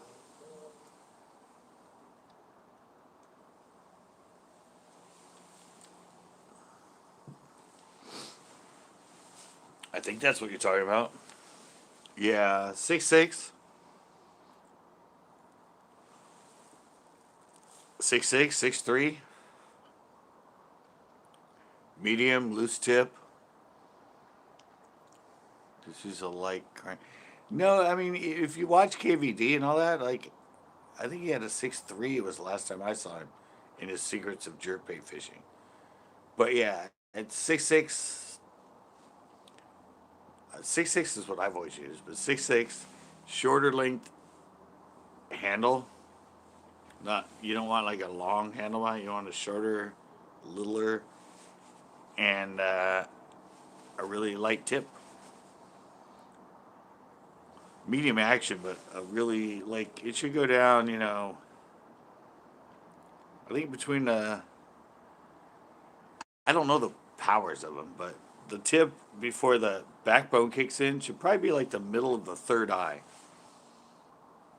No, not medium heavy. Not for jerk baits. You don't want medium heavy. Medium. You want a medium. But it should kick in after that third eye. I mean, which is usually about, I don't know. But yeah, you want a looser tip. KVD in one of his, actually used a spinning reel that he put his baitcaster on. That was a 6'3". And it's just because of the flex of it and the shortness. You want it shorter because it's closer. I did that video about that, shorter. And yeah, you want it so it's really easy. Yeah, but you want, like I said, you want not. Yeah, you want a fairly flimsy freaking tip. Tell me, trust me. And but you want it shorter because with that shorter and the closer to your hand, when you're ripping it and doing all that rips and that, it'll give it a lot better action. You'll have a lot more control, and it's not going to sacrifice. Tito, what is up? It doesn't sacrifice anything as far as the fight and bring him in, but it will help you really be able to manipulate that bait way better than someone that's using like a 7 foot or 7.5 or a 7.2 or anything like that. No, closer it is, and yeah, you can. Trust me. 6'6", shorter handle, flimsy tip. I don't know if it's fast or if it's slow. I don't. I guess fast is it bends faster, and slow is it's a little bit stiffer. So yeah, faster. So you have a lot more.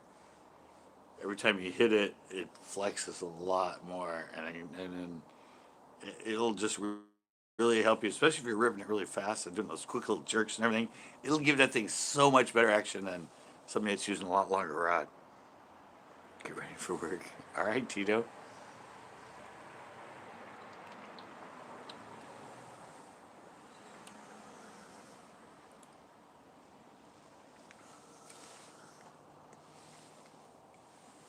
Yeah, that sounds like hog collar. That sounds like the exact thing, but it's just yeah, 6.5 instead of 7 would probably make it work a hell of a lot better.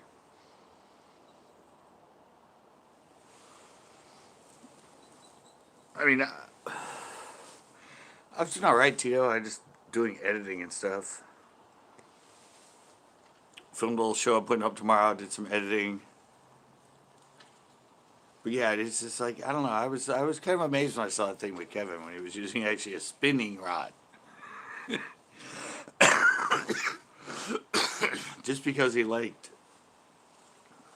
liked everything about the balance of it and everything else to throw and do his really good ripping of his jerk baits and everything. And yeah, the shorter. I mean, the closer the tip is to your hand, given a certain amount, and once you get under like 6 foot, it gets worthless. Ah, uh, I don't know. Now because of my sort of age and situation and how I can work baits for a certain amount of time before it starts hurting a lot. It used to be high speed cranking, um, top water, Used to love jerkbait, working at jerkbait and that. I mean, it all comes in. I mean, I'll fish any technique, and nowadays usually I just stick with the finesse type stuff, just because it's kind of easier on everything.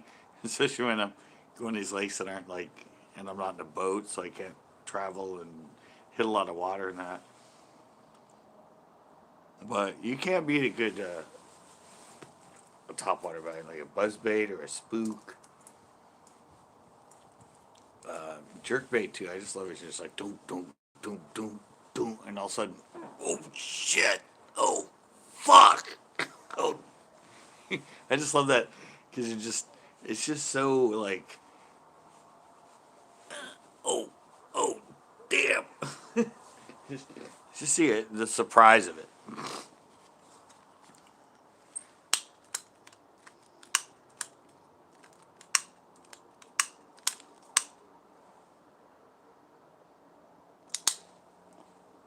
I need better props out here. Talk to my prop man.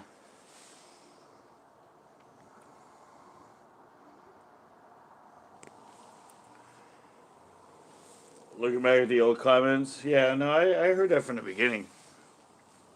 From the very beginning, I heard they were gonna have to drain the whole thing, or keep it at a really teeny pool.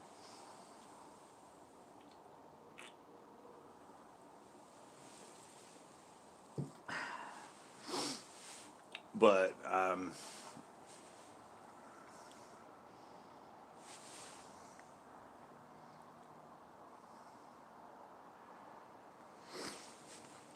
yeah, it depends on how they're hitting it.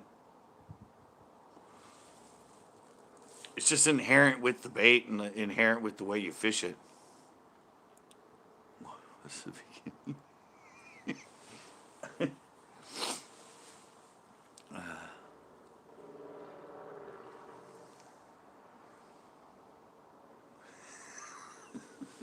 Thanks, Tito. Um, yeah, it's just that's what I said. But a lot of I don't know, a lot of it. I mean, that happens with them. Like it's an active bait. It's jabbing around. You don't know when they're gonna hit it. You're like they might go to commit to it right as you start moving it, so they miss it, but it still hits their body and gets snagged. And that's just inherent in jerkbait fishing is you snag a lot of fish, or by the time you get them in, there's a hook like right here in their gill plate, and there's another one back here. But the first hook still isn't in their house. Like,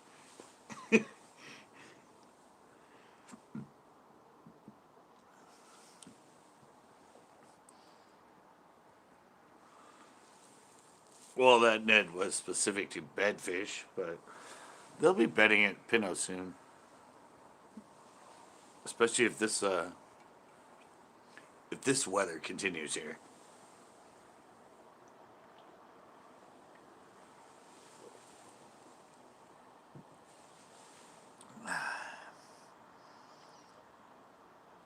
The RoboWorm Ned? No, I haven't tried that. I actually have one of the suppliers I get my soft plastics from came out with a Ned mold, so it's normal plastic, but it's the same exact Ned. So I'm gonna try that. Yeah, it should get them going. I know it's a new moon, but you got the two plastics too. Uh, yeah, I know it's a new moon, not a full moon, but those fish will move up anyway. There's not really a correlation, except in tidal waters about the full moon and bass spawning. Oh, I got some tubes to try. Yeah, no, the way Pinot is and the way it's been acting this week, and if it's that warm, they're gonna get going. Oh no, you're right there. Right, right there. Iran tube, guys. He's in the house. He's right there. He always brings up the reflection in the window. That's his new thing when he joins. I only fish him on a bobblehead. A little bobblehead. That's my.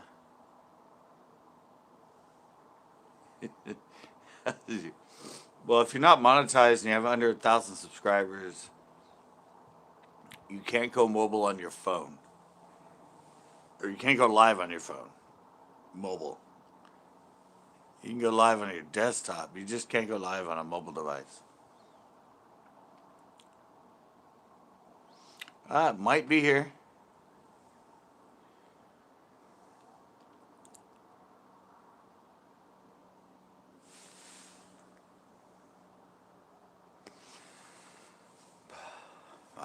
As far as I know, Frank, that's their deal. It's just not friendly plastic. I mean, I said I didn't know. I put it in with others and it melted all of them. So I don't like that plastic. I only fish those because I got them in the care package when I lost all my tackle from my viewers. So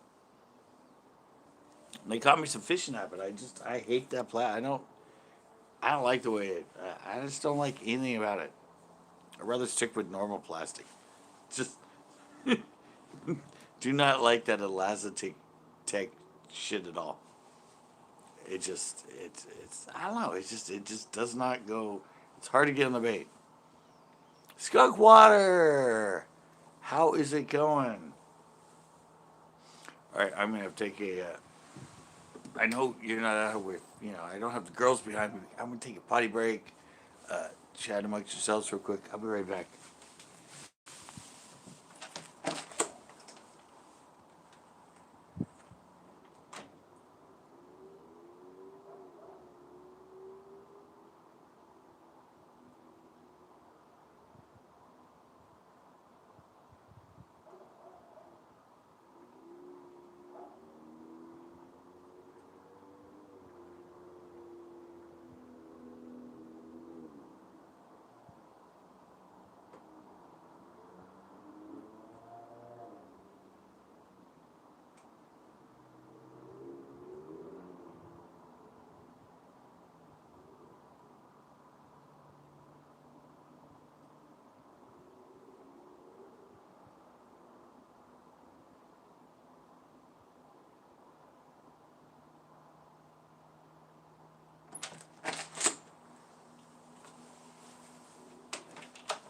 I made it back. I made it back.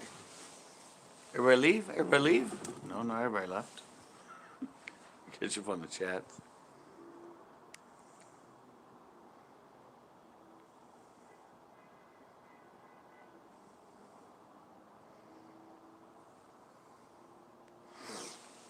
Not great. What's up, skunk?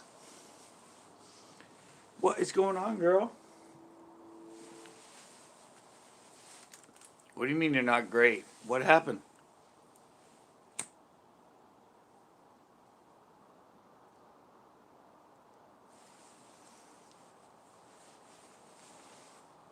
What happened? What's going on?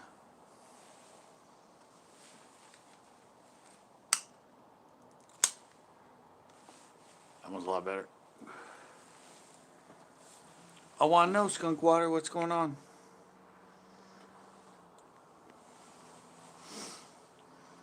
Well, yeah, the net head itself, any plastic will stand up when you work it. It'll just fall back down, and you work it, and it'll fall back down. The other one kind of stays up, as far as I know.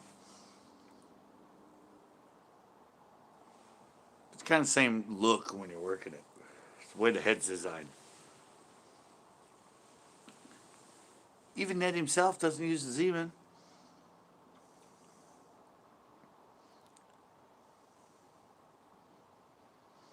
Well, he's stressed about gas.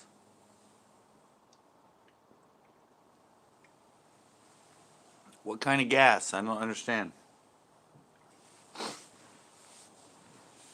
The gas prices?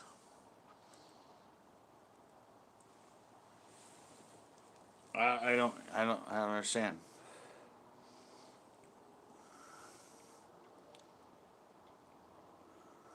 it to work. What's going on? But I don't know what's going on. This is all tied into the app.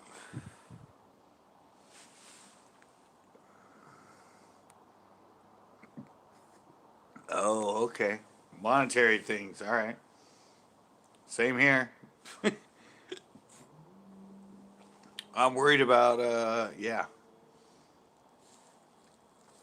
It's been my worry for a while now, as far as my shows and filming and traveling. His kind of unlimited budget.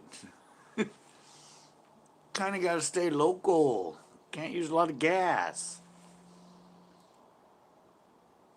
Can't travel like I used to. So I hear you.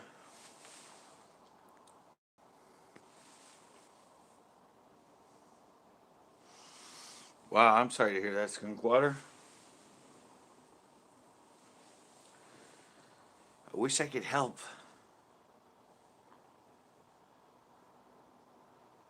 Trying.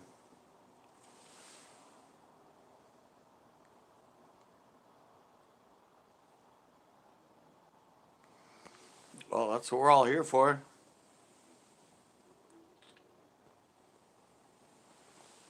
I'm in the same boat. It's like, what does the person got to do? It's not like I don't give it effort and time. It's not like I cut back on my editing and my video content. Yeah, it's just confusing. Just got to keep rolling with the punches. So they can hit you that way, and you're like, and they hit you that way, and you're like, and they hit you that way, and they hit you that way, and you're like, and then uh, suddenly you're like,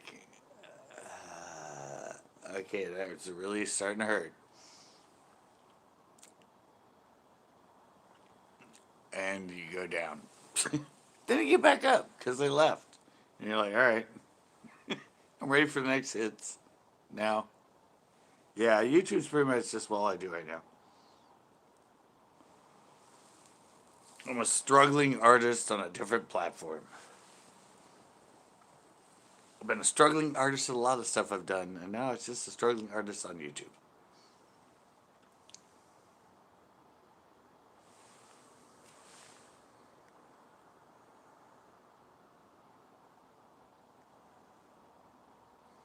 Yeah, who are you asking that to? I think he was asking it to me, but you answered it too.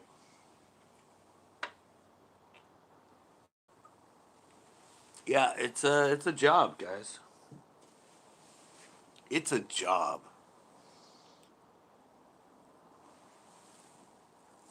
You have to film it, you have to edit it, you have to upload it,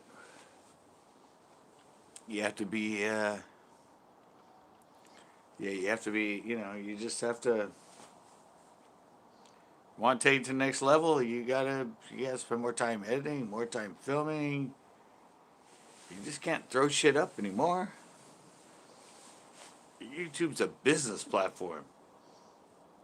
If you want to make it a business, you can still upload stuff, and if you're just doing it for fun and that, it's still a great platform. But to move it to the level of business, it's a lot tougher now.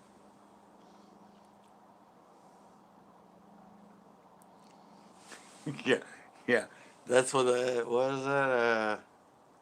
Oh, there's that old. It's Harrison Ford. Not Charleston Heston in that one where he gets knocked down. He like goes in to fight the guy, and the guy just beats the shit out of him. Yeah.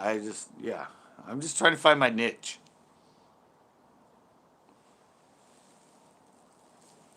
I had my niche. I fucked up and lost my niche. Then it got way more crowded. Then it got way more crowded, and now it's just a lot tougher. So I'm gonna try and figure my way through it. Hopefully.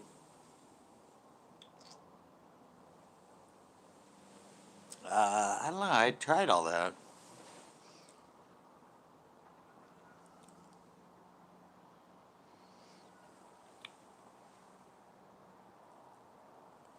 Yeah, no, I tried all that.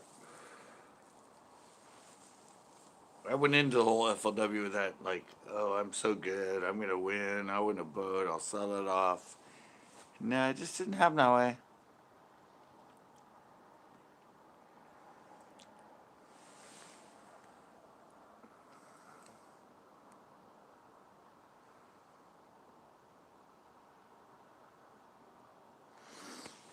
All right, Skunkwater, we're all here. We're all backing you.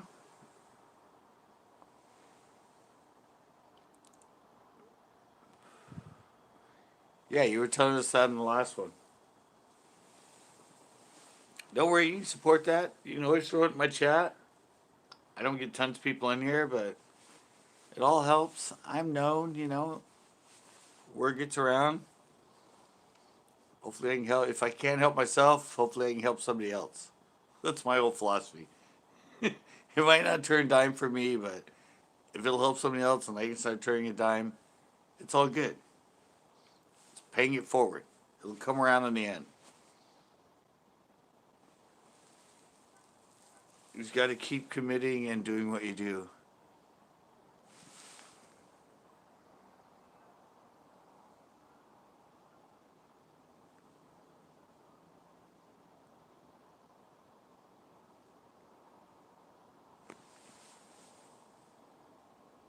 No, no, just keep doing what you're doing. don't don't get on there and start being all Miss Negative or. It's never worked for me. I never go the pity party way. I'm not gonna be like uploading stuff just to like just because I'm in a certain situation. It's part of my life and it's good to tell people about it, but don't make it just overly. I need help. I need help. I need help. I need help. It doesn't seem to work.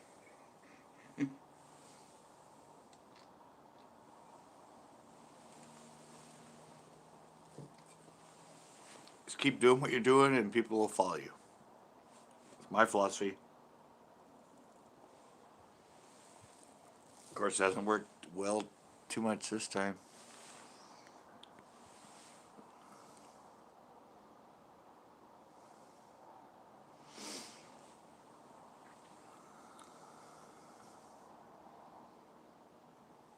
Hog Holler, you out? All right, guys. Hog Holler's out. Thanks for coming in. Yeah, I don't know. I don't know what to say. I'm, I'm trying to figure it all out now, even after my 13 years on YouTube. I'm still just kind of. I can't. What? What? Huh? Why? Huh? No, I'm trying. I'm trying a lot harder than I have. A lot of it have to do with like keywords and titles and thumbnails and there's a lot to it. There's a lot to it. And if you want to break through, you got to start learning the game and playing the game right.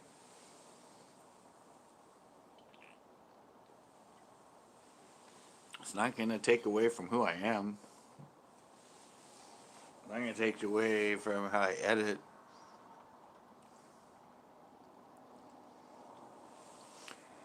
Yeah, yeah, it's about helping, but it's also time about like when's it my turn, you know?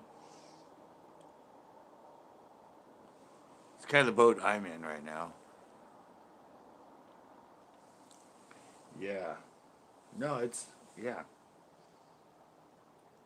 If you're well off, giving is crucial. But if you're stuck in a person like me that wants to give and give and give, when you're not well off yet, sometimes it ends up being detrimental.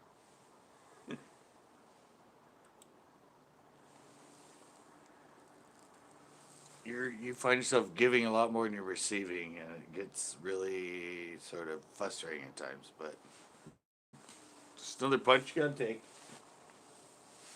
Keep going. Just keep going. I never see this going away.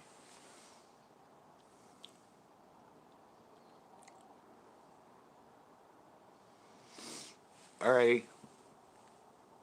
See you, Skunk Water. Thanks for coming in.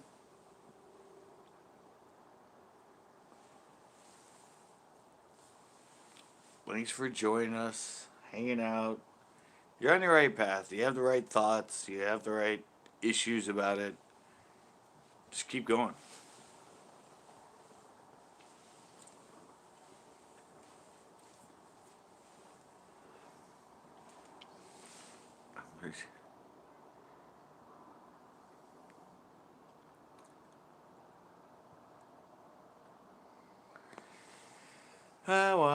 Yeah. I don't know. I'm a take a negative, turn it into a positive type guy. So I have fun in those streams. But yeah, just keep going. You're always welcome here. I'm always gonna be a friend. I'm hopefully always gonna have people, and hopefully more and more people.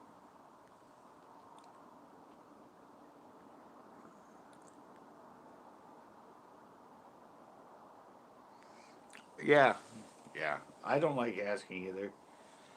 If I ask if it's a like when I lost all my tackle and I was just like wits end, people donate to me. People help me out. You have your people.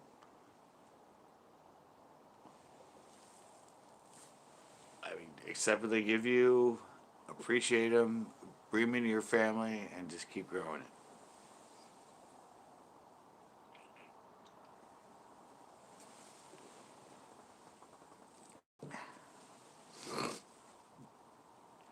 I've had a lot of issues and things happening with people with me and my live streams, and we all care for them. We all like.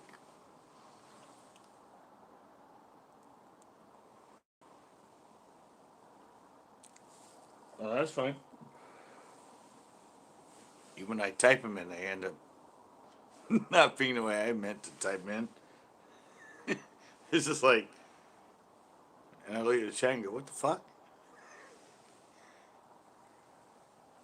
Yeah, 13 years, 14 now, I think, close to 14. YouTube celebrating 15 years. I was in there later in the second year because 2005 they did absolutely nothing. It went to till 2006 they got some leverage, and that's when I joined in October. Yeah, the first year was there wasn't really much on YouTube. They're celebrating, which they should, because that's when they started. But it was very small until about middle of 2006. That's when it started gain some traction. That's when YouTube at the end of 2006 bought them. So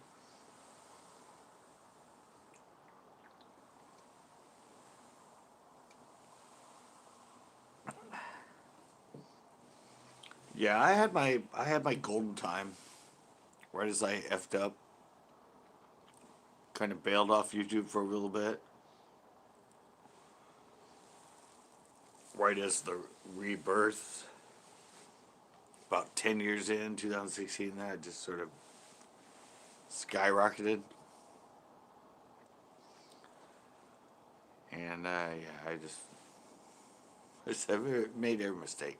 I'm just hoping it all turns face and suddenly I start doing a lot better.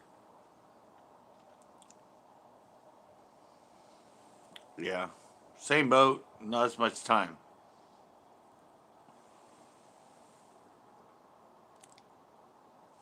Yeah, yeah, I effed up. I bailed when I should have been really pumping it out. But I was in a different situation. I was working. It was, I was, plus the prior, I was in a totally different state of mind. So, and we did. I'm just trying to benefit on it now. Girls? Yeah, we were in there. We were in there with the girls. We had the girls for quite a while. But yeah, now I'm out here. We're fortunate now.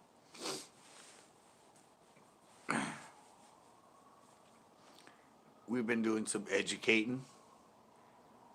We're doing a lot of fishing conversation. We've been hanging. 10 and 16, I like that.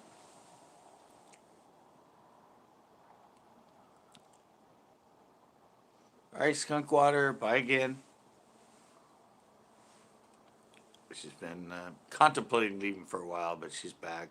And then she left, and then she's back. So, but we helped her out. She's doing what she's doing. She's on some hard times. Skunk Water, guys. She's in the chat. Check her out. Subscribe to her. Follow her.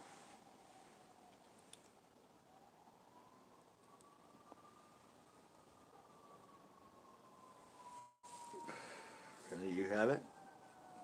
You keep saying you have it. That's not good if you do. How do you make daily videos and work at the same time? You gotta plan that all out, baby. I don't work now. I haven't worked in a year and 2 months. Strictly YouTube, but yeah, even during that time, I figured it out. You know, you have your days off. You gotta plan it. You gotta go film. I don't know if he does or not.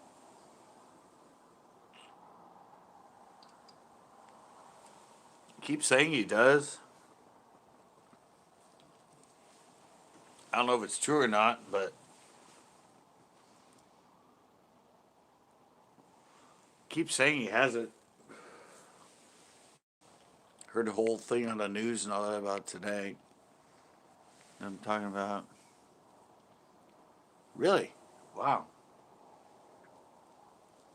That's unfortunate. Evidently, it's the end to end all. According to the news and everything else, it's like the Black Plague, the coronavirus. No, I think he actually has the actual virus.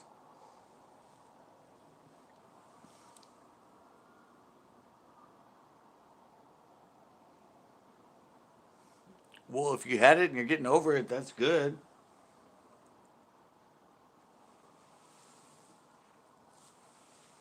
That's a good deal. I mean, I don't know. I hear it's here. You're the first person I've met that's had it.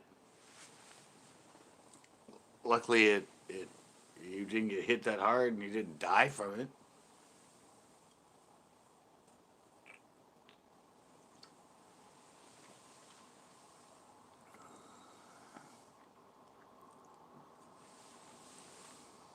Um, I don't know. More harsh. I'll buy your merch if I. Yeah, all right. You go first. Yeah, I don't know. It's just the severity and the amount of deaths from it. I guess that's what's different with it at this time and place. Is that a lot of people are dying from it. Yeah, but if it's like a little bit above or whatever, it's the media and people take it on. It starts being a big thing, and I don't know. I always think of it that way. That it's just sort of it was more effective. The virus hit a lot more people, hits a lot more people, odds are more people are gonna die from it. So yeah, but it's I don't know if it's a more harsh version, and like I said, if it's an epidemic, like close quarters, a lot of people contract it at the same time. Numbers, yeah, more people are going to die from it because more people were infected by it. More people still, yeah. So that's why I said it's just.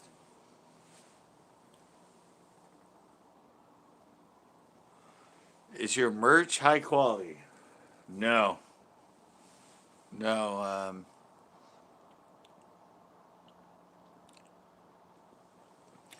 No, Iran tube. Yeah, I do really cheap quality, just the cheapest shit I can find, cheapest silk screeners, cheapest everything. But yeah, I'm just trying to make money here. I want people to buy it. I'm gonna make $20, $30 profit off it. Yeah, I'm producing and putting out total crap as far as my merchandise. Because people don't care. They love me. I'm the personality. They just want to buy it. You freaking idiot, dude. What kind of comment is that? I mean, seriously, guys. Who comes in with, is your merch high quality? What? That, that makes no sense.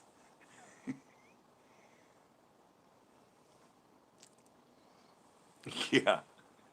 No, I was just saying, like, who comes in with a comment like that? Were you 12? Oh, wait, you are. Never mind. Um, yeah, my merch is high quality. That- I'm wearing a hat. I bought the, I mean, well, and now he comes in with how many people bought your merch? Well, last time I talked to you, when I saw you live, you said you sold 23 of the sweatshirt you were wearing. So where are you now? Have you sold 10, 20,000 of that sweatshirt? When are you 12? He is. If you don't know who he is, he was in my live like Thursday night fishing like a couple weeks ago. That's Iran Tube. He did a shout out on my live. And at one point in my life, he said he had 2.3 million subscribers, which he has like 123 or something. Last time I checked. So yeah, just I mean, just look at his comments, guy. Is your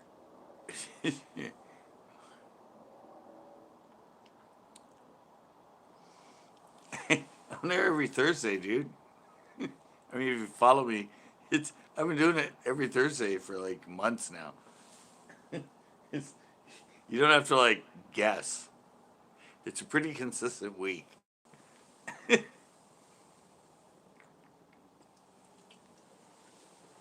He never came back in with how many sweatshirts he sold.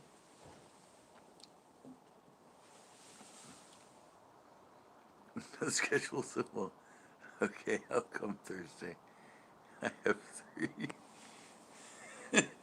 Hey, Squid.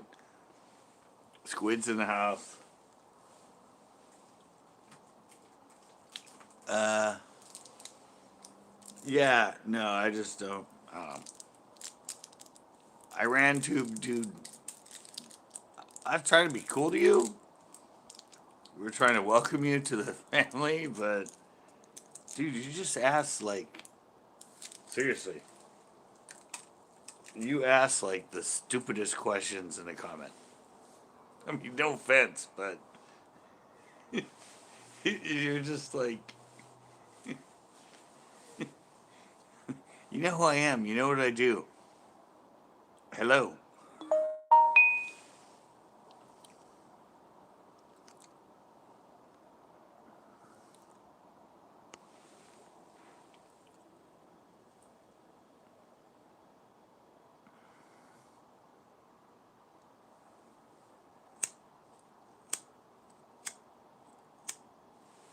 who going with me on Thursday?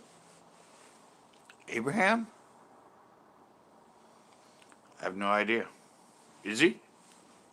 Is he supposed to?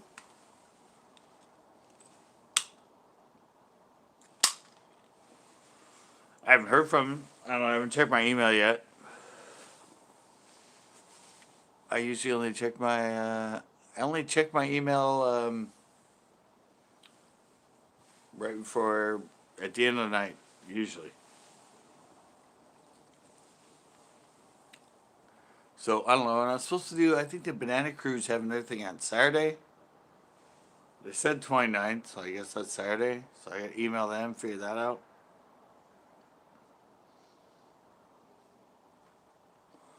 So I might be there hanging with them on a live, depending on which beach, if I have a feed.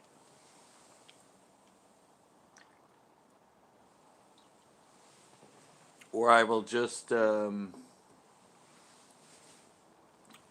it as a show. But yeah, I said 29th, so I'm looking for that.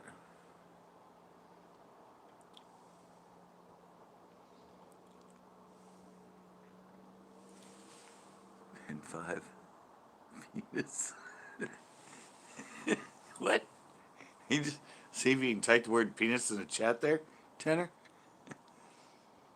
Banana Crew, yeah. I'm supposed to meet with them on Saturday.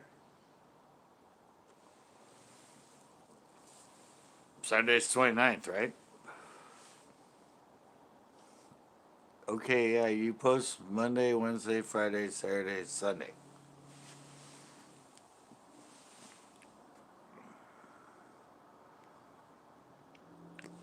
And that one, so you post 5 days a week. All right.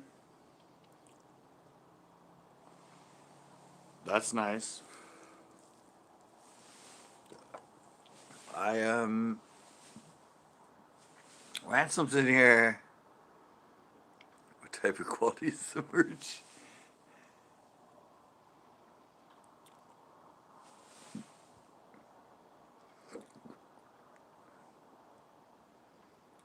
Hmm.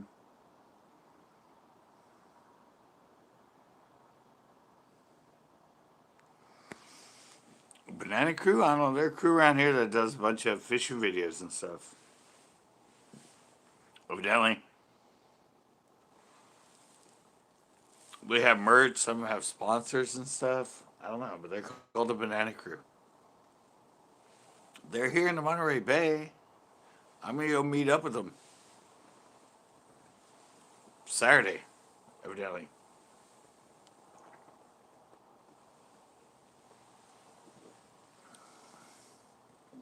Will never called me.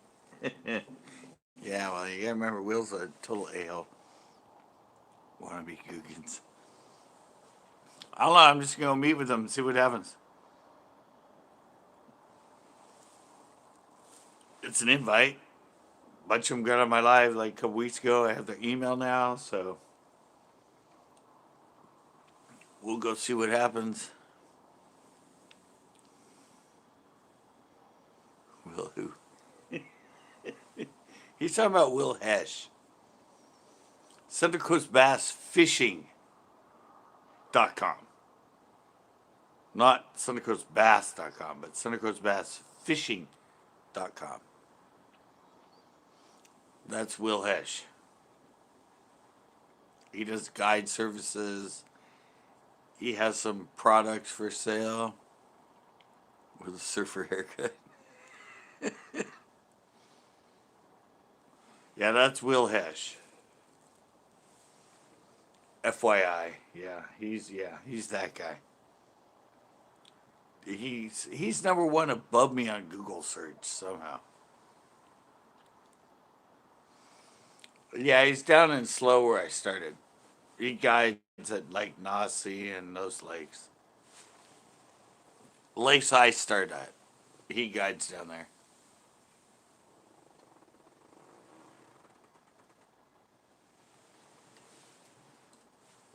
I've known about him since I was down there.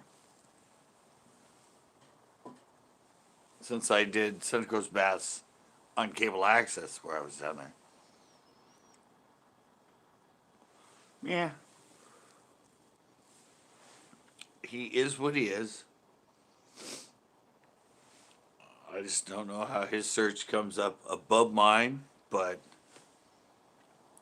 I've never searched Santa Cruz Bass on Google and been above him in the search. It's usually him and then me, but oh well. What's cable access? Cable access is where you used to put TV shows on before you had access to something like YouTube to put them on the internet. Cable access was local, and you could become a producer on local TV and upload, and it was played on the cable access channel on your cable TV. They're still around. PBS is cable, but almost every local, like there's one here in Monterey. I put mine on there. Every local place has their. Yeah, I don't know. I'm just gonna keep doing what I'm doing, and hopefully someday, dude,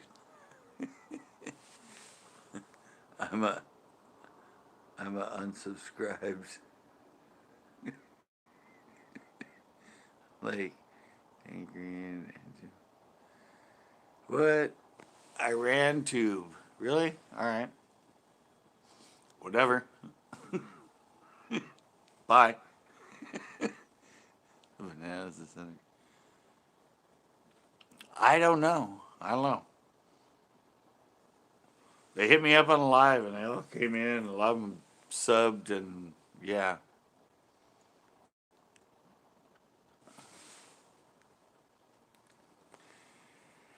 Squid, I have no idea. They might have been minnows. They might have been something else. I have no idea.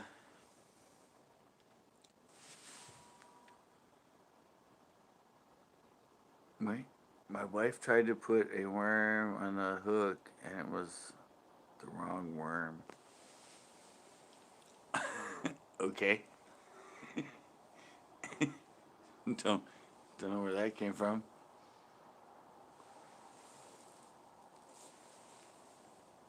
Oh wait, I got more. Yeah, Chris is in the house. He's been here for a while. He's been in and out. He's been in and out.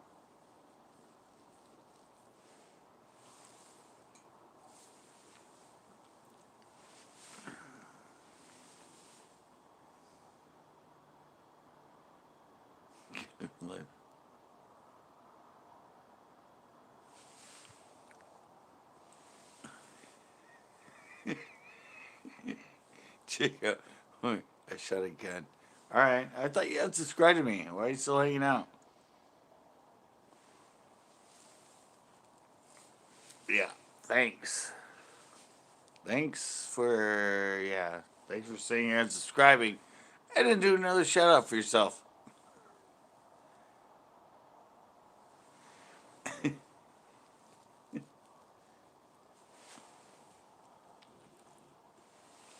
I thought you said you did. Wow. Total Indian giver there, guys.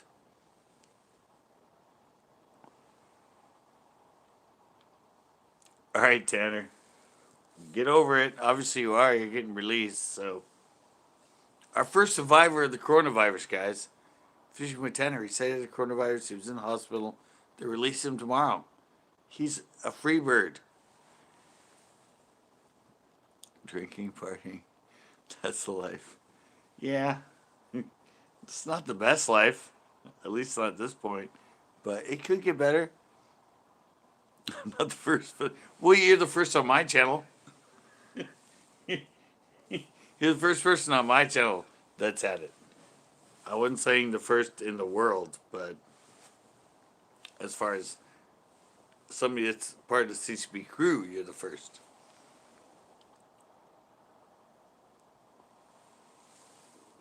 Oh yeah, he's still rocking that, man. He's still getting like tons of it. He's still going off, man. His mileage is through the roof. It's just done blowing up.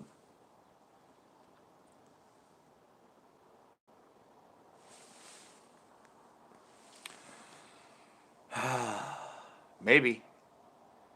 But low budget's the one we were worried about, but he came back in on Sunday and he said he's fine, he's just been busy. So as far as I know, nobody that I know that's in my channel has had it bad enough they've died from it. And fingers crossed it never happens. But as far as I know right now, you're the first person that's had it and you're the first person that's contracted it.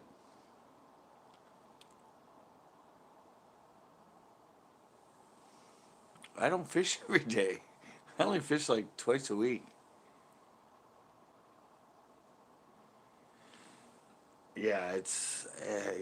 It seems like a golden life, but I don't fish every day. Dude, we already discussed this earlier in the chat. I'm going on 14 years on YouTube.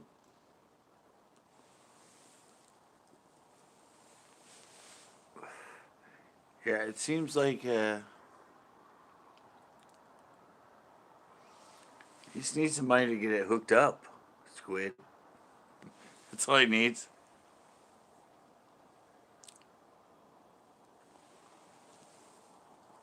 I'm real close to getting a paycheck next month on YouTube.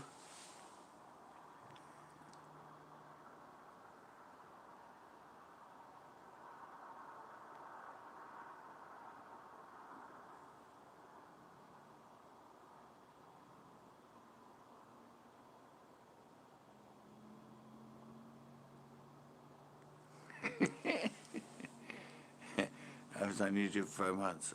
Well, that's good.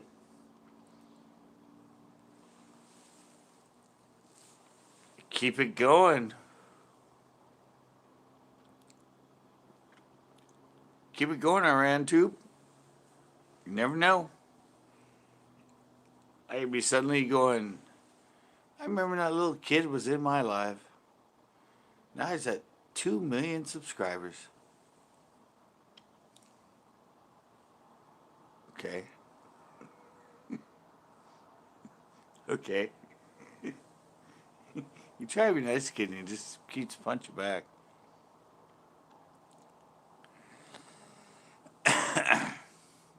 Two months, 150 subscribers. You're doing good. You're doing real good, man. I was on Instagram and I got 500 subscribers in a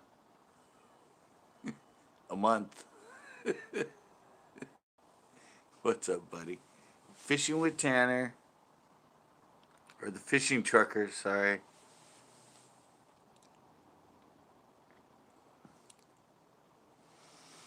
What do I do if I don't fish? I'm editing. Today I filmed a show.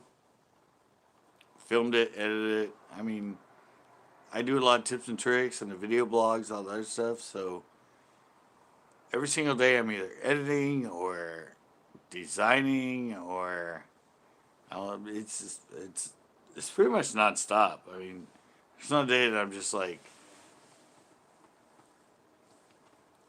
out here doing this. Vegas. Um, yeah, no, it's like it's constantly working. Yeah, it's constant work. It's constant. I said if I'm not filming a fishing show, I'm filming something else. Tips and tricks, a Balji Bites, a vlog. I mean, I upload constantly. I'm either live or filming a show or editing a show or yeah, it's just Backroads is in here. Yeah, it's constant 24/7.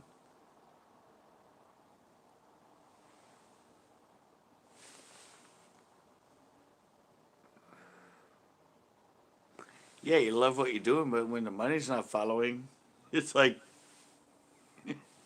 it's there's a lot of other stuff. You can only go do what you do if you have the money to go do what you do. If you don't have the money, anyway you're doing stuff, it's still that whole stress of you're not making money. I mean, it's just plain and simple.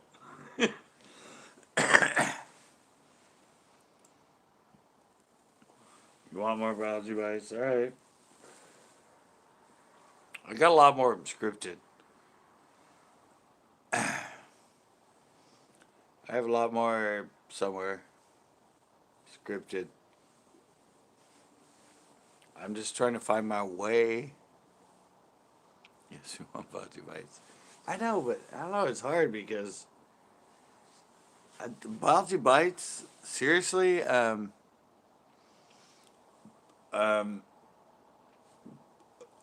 of all the videos in my almost 14 years on YouTube that I've uploaded, my biology bites get the least amount of views.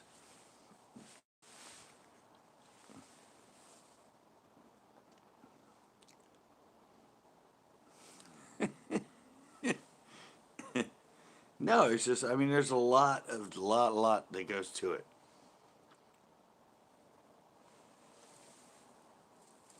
And luckily for me, I've been doing it so long that the oh, you're welcome, Squid. Yeah, luckily for me, at least as far as the being on video and taping them, to me it's so natural and been so long that that's really easy. The hardest part now is just the concept and the scripting and trying to figure out what I'm gonna film as far as teaching you with biology bites and tips and tricks and tips and tricks tips and tricks and the yeah. So it's and the shows and that when I have them, yeah. Before it was just I don't know. Before it was just I had a lot. I had my time off. I went. I filmed it. But now the filming is much more of a priority. The way that I script it, the way I put together is much more intricate with the B roll stuff and the slow mo and the music and so yeah. Unfortunately, that happened when I've gotten to the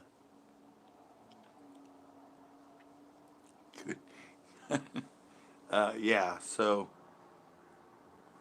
yeah, it's just I don't know. It's the yeah, that book. Yeah, I remember that. I remember that whole life. Um, yeah, no, yeah, yeah. It's just, it's just like anything, any business, anything you're getting going, anything entity, you have ups and downs, and yeah. So right now it's sort of the hard part's over, but other stuff have made it hard. So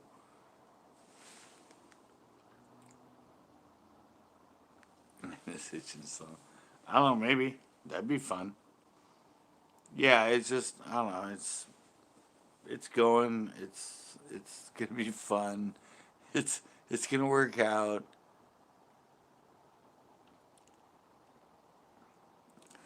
Um, yeah, that's where I'm at right now. Let me- that's right. You both bought them the same day. Yeah, it's not going anywhere. I don't know. It's gonna be fun. It's gonna be great. I have a really good one coming up tomorrow. I'm gonna be uploading in the morning, and hopefully, possibly heading to Bass Pro Shops to do another quick little, cool little video, and then maybe dropping back down to Chesbro and filming yet another video. So, yeah, it's all in the works. It's coming. Yes, a lot of people are gonna. Yeah, yeah. That footage was actually from 2 years ago.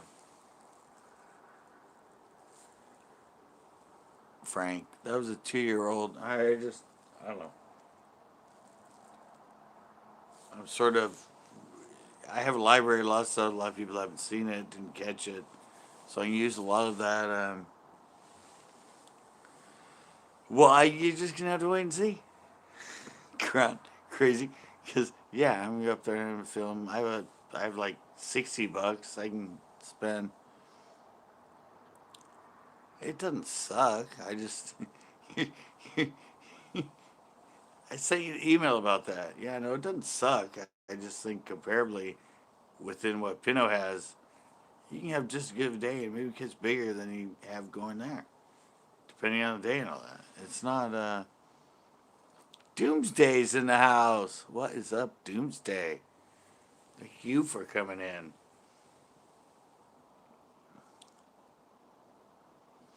I have two. I have two tournament diaries I haven't edited yet. Uh, so, yeah, I have two more coming, Frank. Two more. Two more in the works. Now that I'm not filming any shows, not you'd think it'd be my priority, but I don't know. Every time I upload them, they don't get that many views. I know my locals like them. One is Clear Lake again, and one is the Delta. Surfers hitting him last night. Well, they ain't hitting the marina. I went down there today because I was gonna do like an update because supposedly they were hitting, and there wasn't one single fisherman on the beach. So.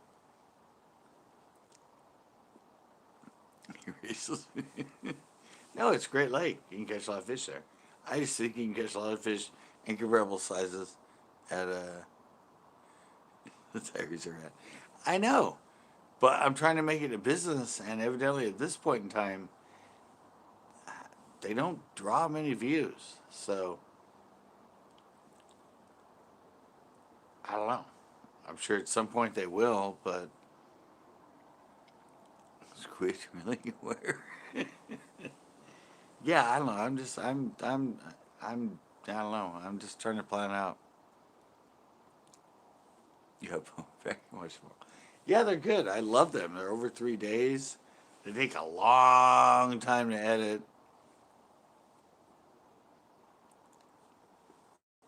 Wow, really?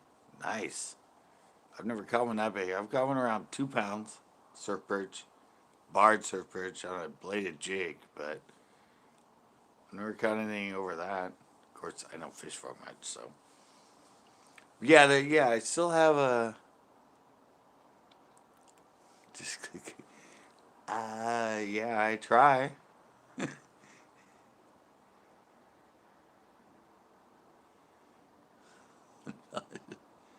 Yep, Monterey Dunes. Nice.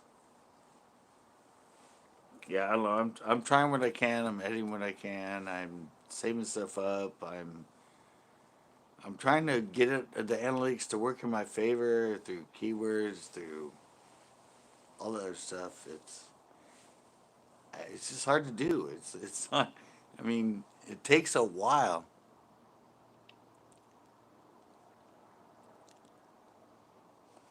Okay, what's the topic here? No, we're talking about me and going fishing and yeah, I thought that too, but no, it doesn't really do it.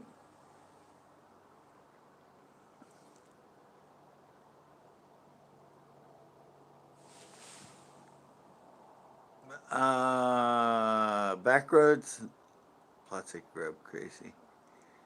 Um,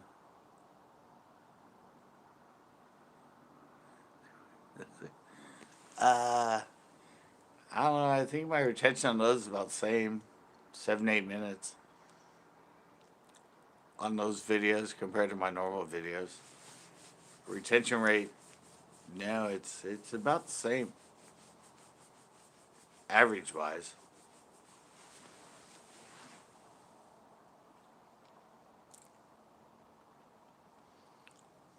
Two free books. Yeah, sure. Go ahead. I don't care.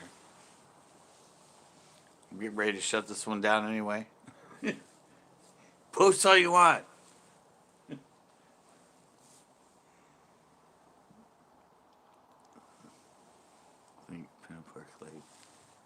No, it's just, I don't know.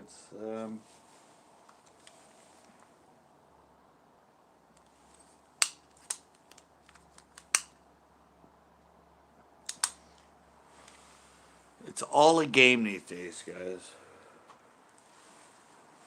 YouTube is if you try and take it on as a business adventure, it's a game. You gotta have the right keywords. You gotta have the right, I mean, the networking. You gotta have. It's hard to get noticed these days. I mean, it's it's it's just a little here, a little there. Past videos maybe starting to go. Learning what those past videos were about, what people want from you. It's just, yeah. I'm playing it the hardest I've ever played it. Yeah, it's a never-ending roller coaster. Beach Major One, yeah, it is. It's you never know. You just never know. You just got to keep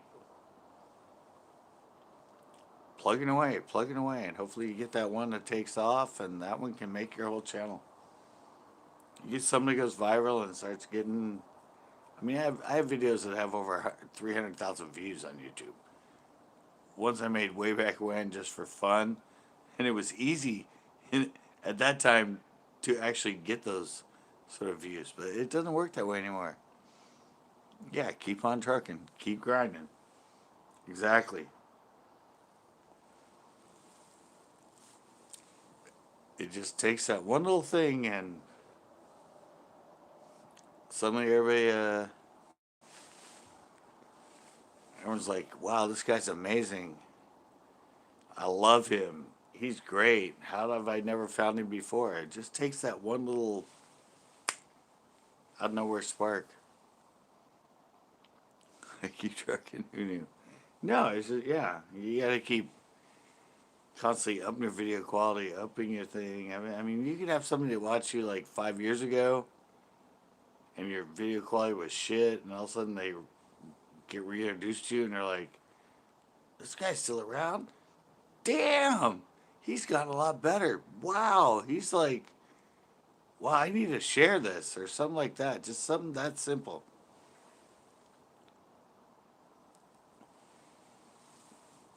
Yeah, I don't know. I just think you just gotta keep plugging away.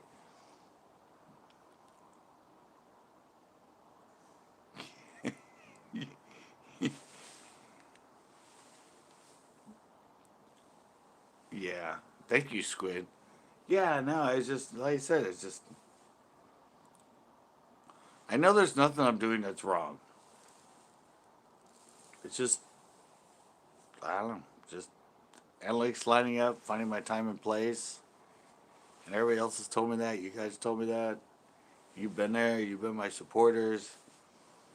I'm gonna keep tweaking it and twisting it and trying to find a way to make it actually go.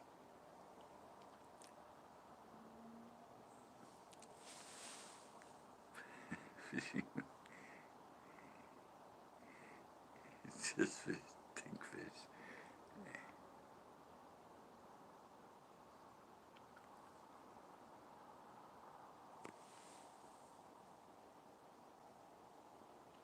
Yeah, everything's still. I have everything.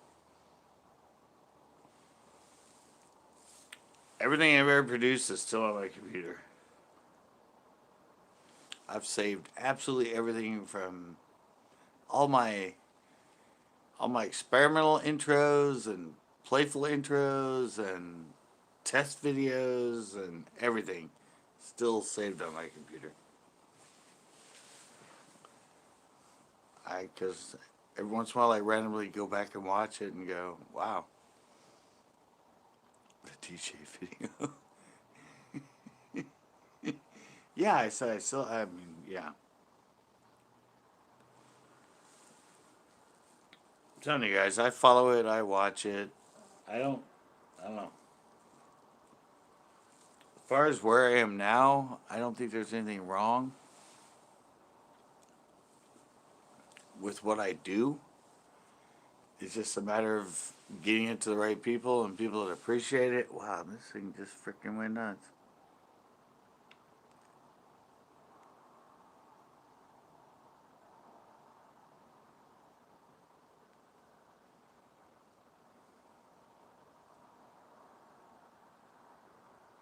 No, I need to go. I haven't fished San Luis yet. Need to go there for a bass. How cringe is your first video? How many TB is that? Um, no, the content and everything of it is great. The quality of it, as far as the upload and the video quality, is pretty bad. But no, as far as the way I talk and everything I do on my first video, then the videos I made, everything's great. It's just uh, the quality's bad. It was on the high eight, and rendering it with what was available at the time and that, it's just not good quality. I'll be honest. I mean, the content's there. It's yeah, it's VHS video basically. That's what. Yeah, I took the high eight and fed it into the computer and then hit it. It's DVD qual. Do I believe I'm the best on the Center Coast? Not really.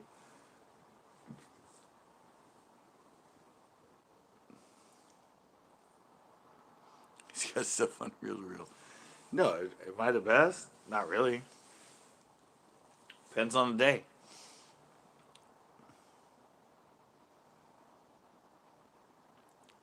Yeah, I do that. I did a video on that. I go in, I look, and yeah, I look for rock and sand and transitions and the way the topography is. How about at Pinot? I don't know. At times I can outfish everybody there. I have myself live fishing next to some of the locals that fish it longer than me, and I'm the only one that caught a fish when they didn't. So there's been other days they catch more than me. So who knows?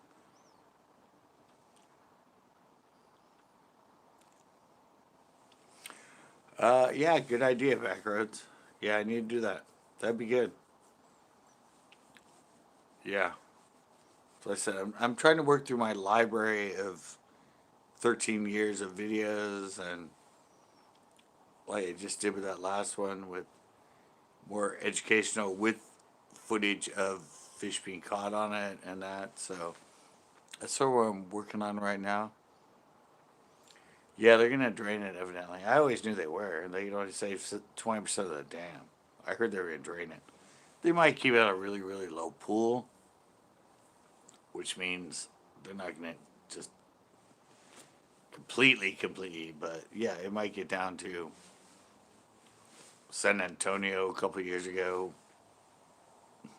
500 acre compared to 90,000. But I don't think they're actually gonna like take a vacuum and dry up all the water and take paper towels out and make sure it's all dry while they build the new dam.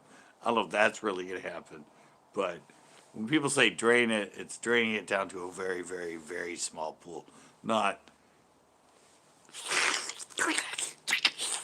everything dry. Yeah, take out the flamethrowers, dry all the freaking sand off and everything else, and fry the fish. And that, no, that's when people say drain, they think drain, totally dry. But small pool, fish still survive. There's still the stock in there. They're just living in a very small space compared to, and yeah, so.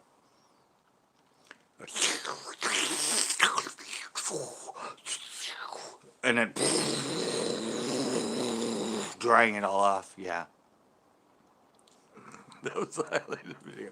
All right, thanks. Because I am going to end it soon. I need something to go out with it like a bang. Yeah, no, it's. I've heard people all the time say, "Oh, this lake dried up 2 years ago," and I catch fish, and I'm like, "What? It didn't dry up, obviously, because there's still fish in here." It might have went down to like a teeny amount of water, but unless it's like dry.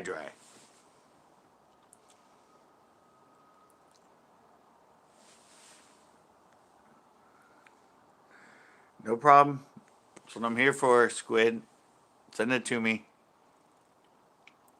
That was your fake moment. Yes. Yeah. I'm still at 19 likes. Can I get 20? Bang bros. Oh, and look, I went to 21. Thank you, guys. Yeah, like I said, though, I'm going to have to end this one, guys. It's going on almost 3 hours. It's been fun. It's been great. Like I said, hopefully tomorrow I'm going to be able to go to. It's kind of why I want to. That's kind of why I want to end this one at sort of a reasonable time. So I'm hoping to get up early and head out and use some cash for the help. All right. Well, it's the PayPal link. PayPal.me/Santa Cruz Bass. I hate being the salesman, guys. I hate it. So, yeah. Thanks so much, guys. Thursday, I'll be back for the human fishing, the fun one of the week. And I'm not going to forget my freaking tripod this time. And I have one already set up. It's ready. It's done. It's already edited. I have the thumbnail, everything. It's going up tomorrow morning.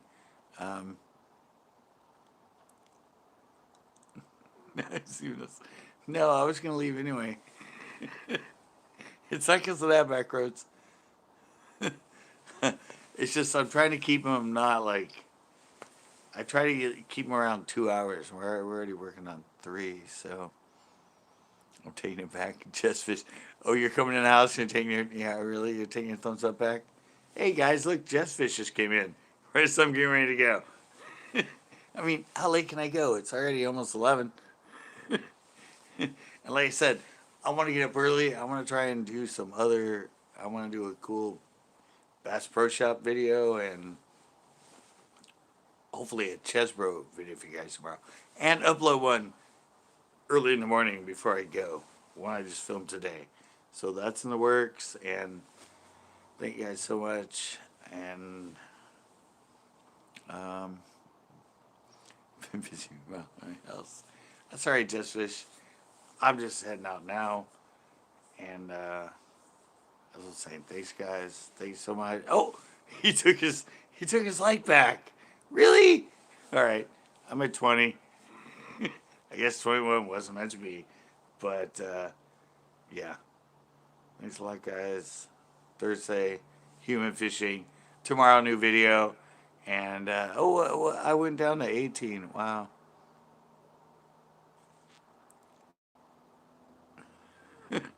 Oh yeah. Well, I'm just gonna do. I have some gift. I have some gift cards. I have some. I have some gift cards, and yeah, I just want to show myself stocking up with what because I got all that great care packages and stuff, but I want to go, feel myself. Um,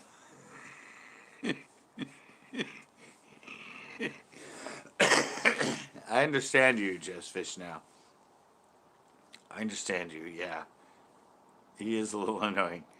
So, on that note, although I had a high before that, now we just sort of did what. Well, we'll just leave it at that. Yeah, but tomorrow, new video, guys. And Thursday, human fishing. I gotta go. I'm just gonna keep taking this on, and I. Alright, guys. I'm out. Bam!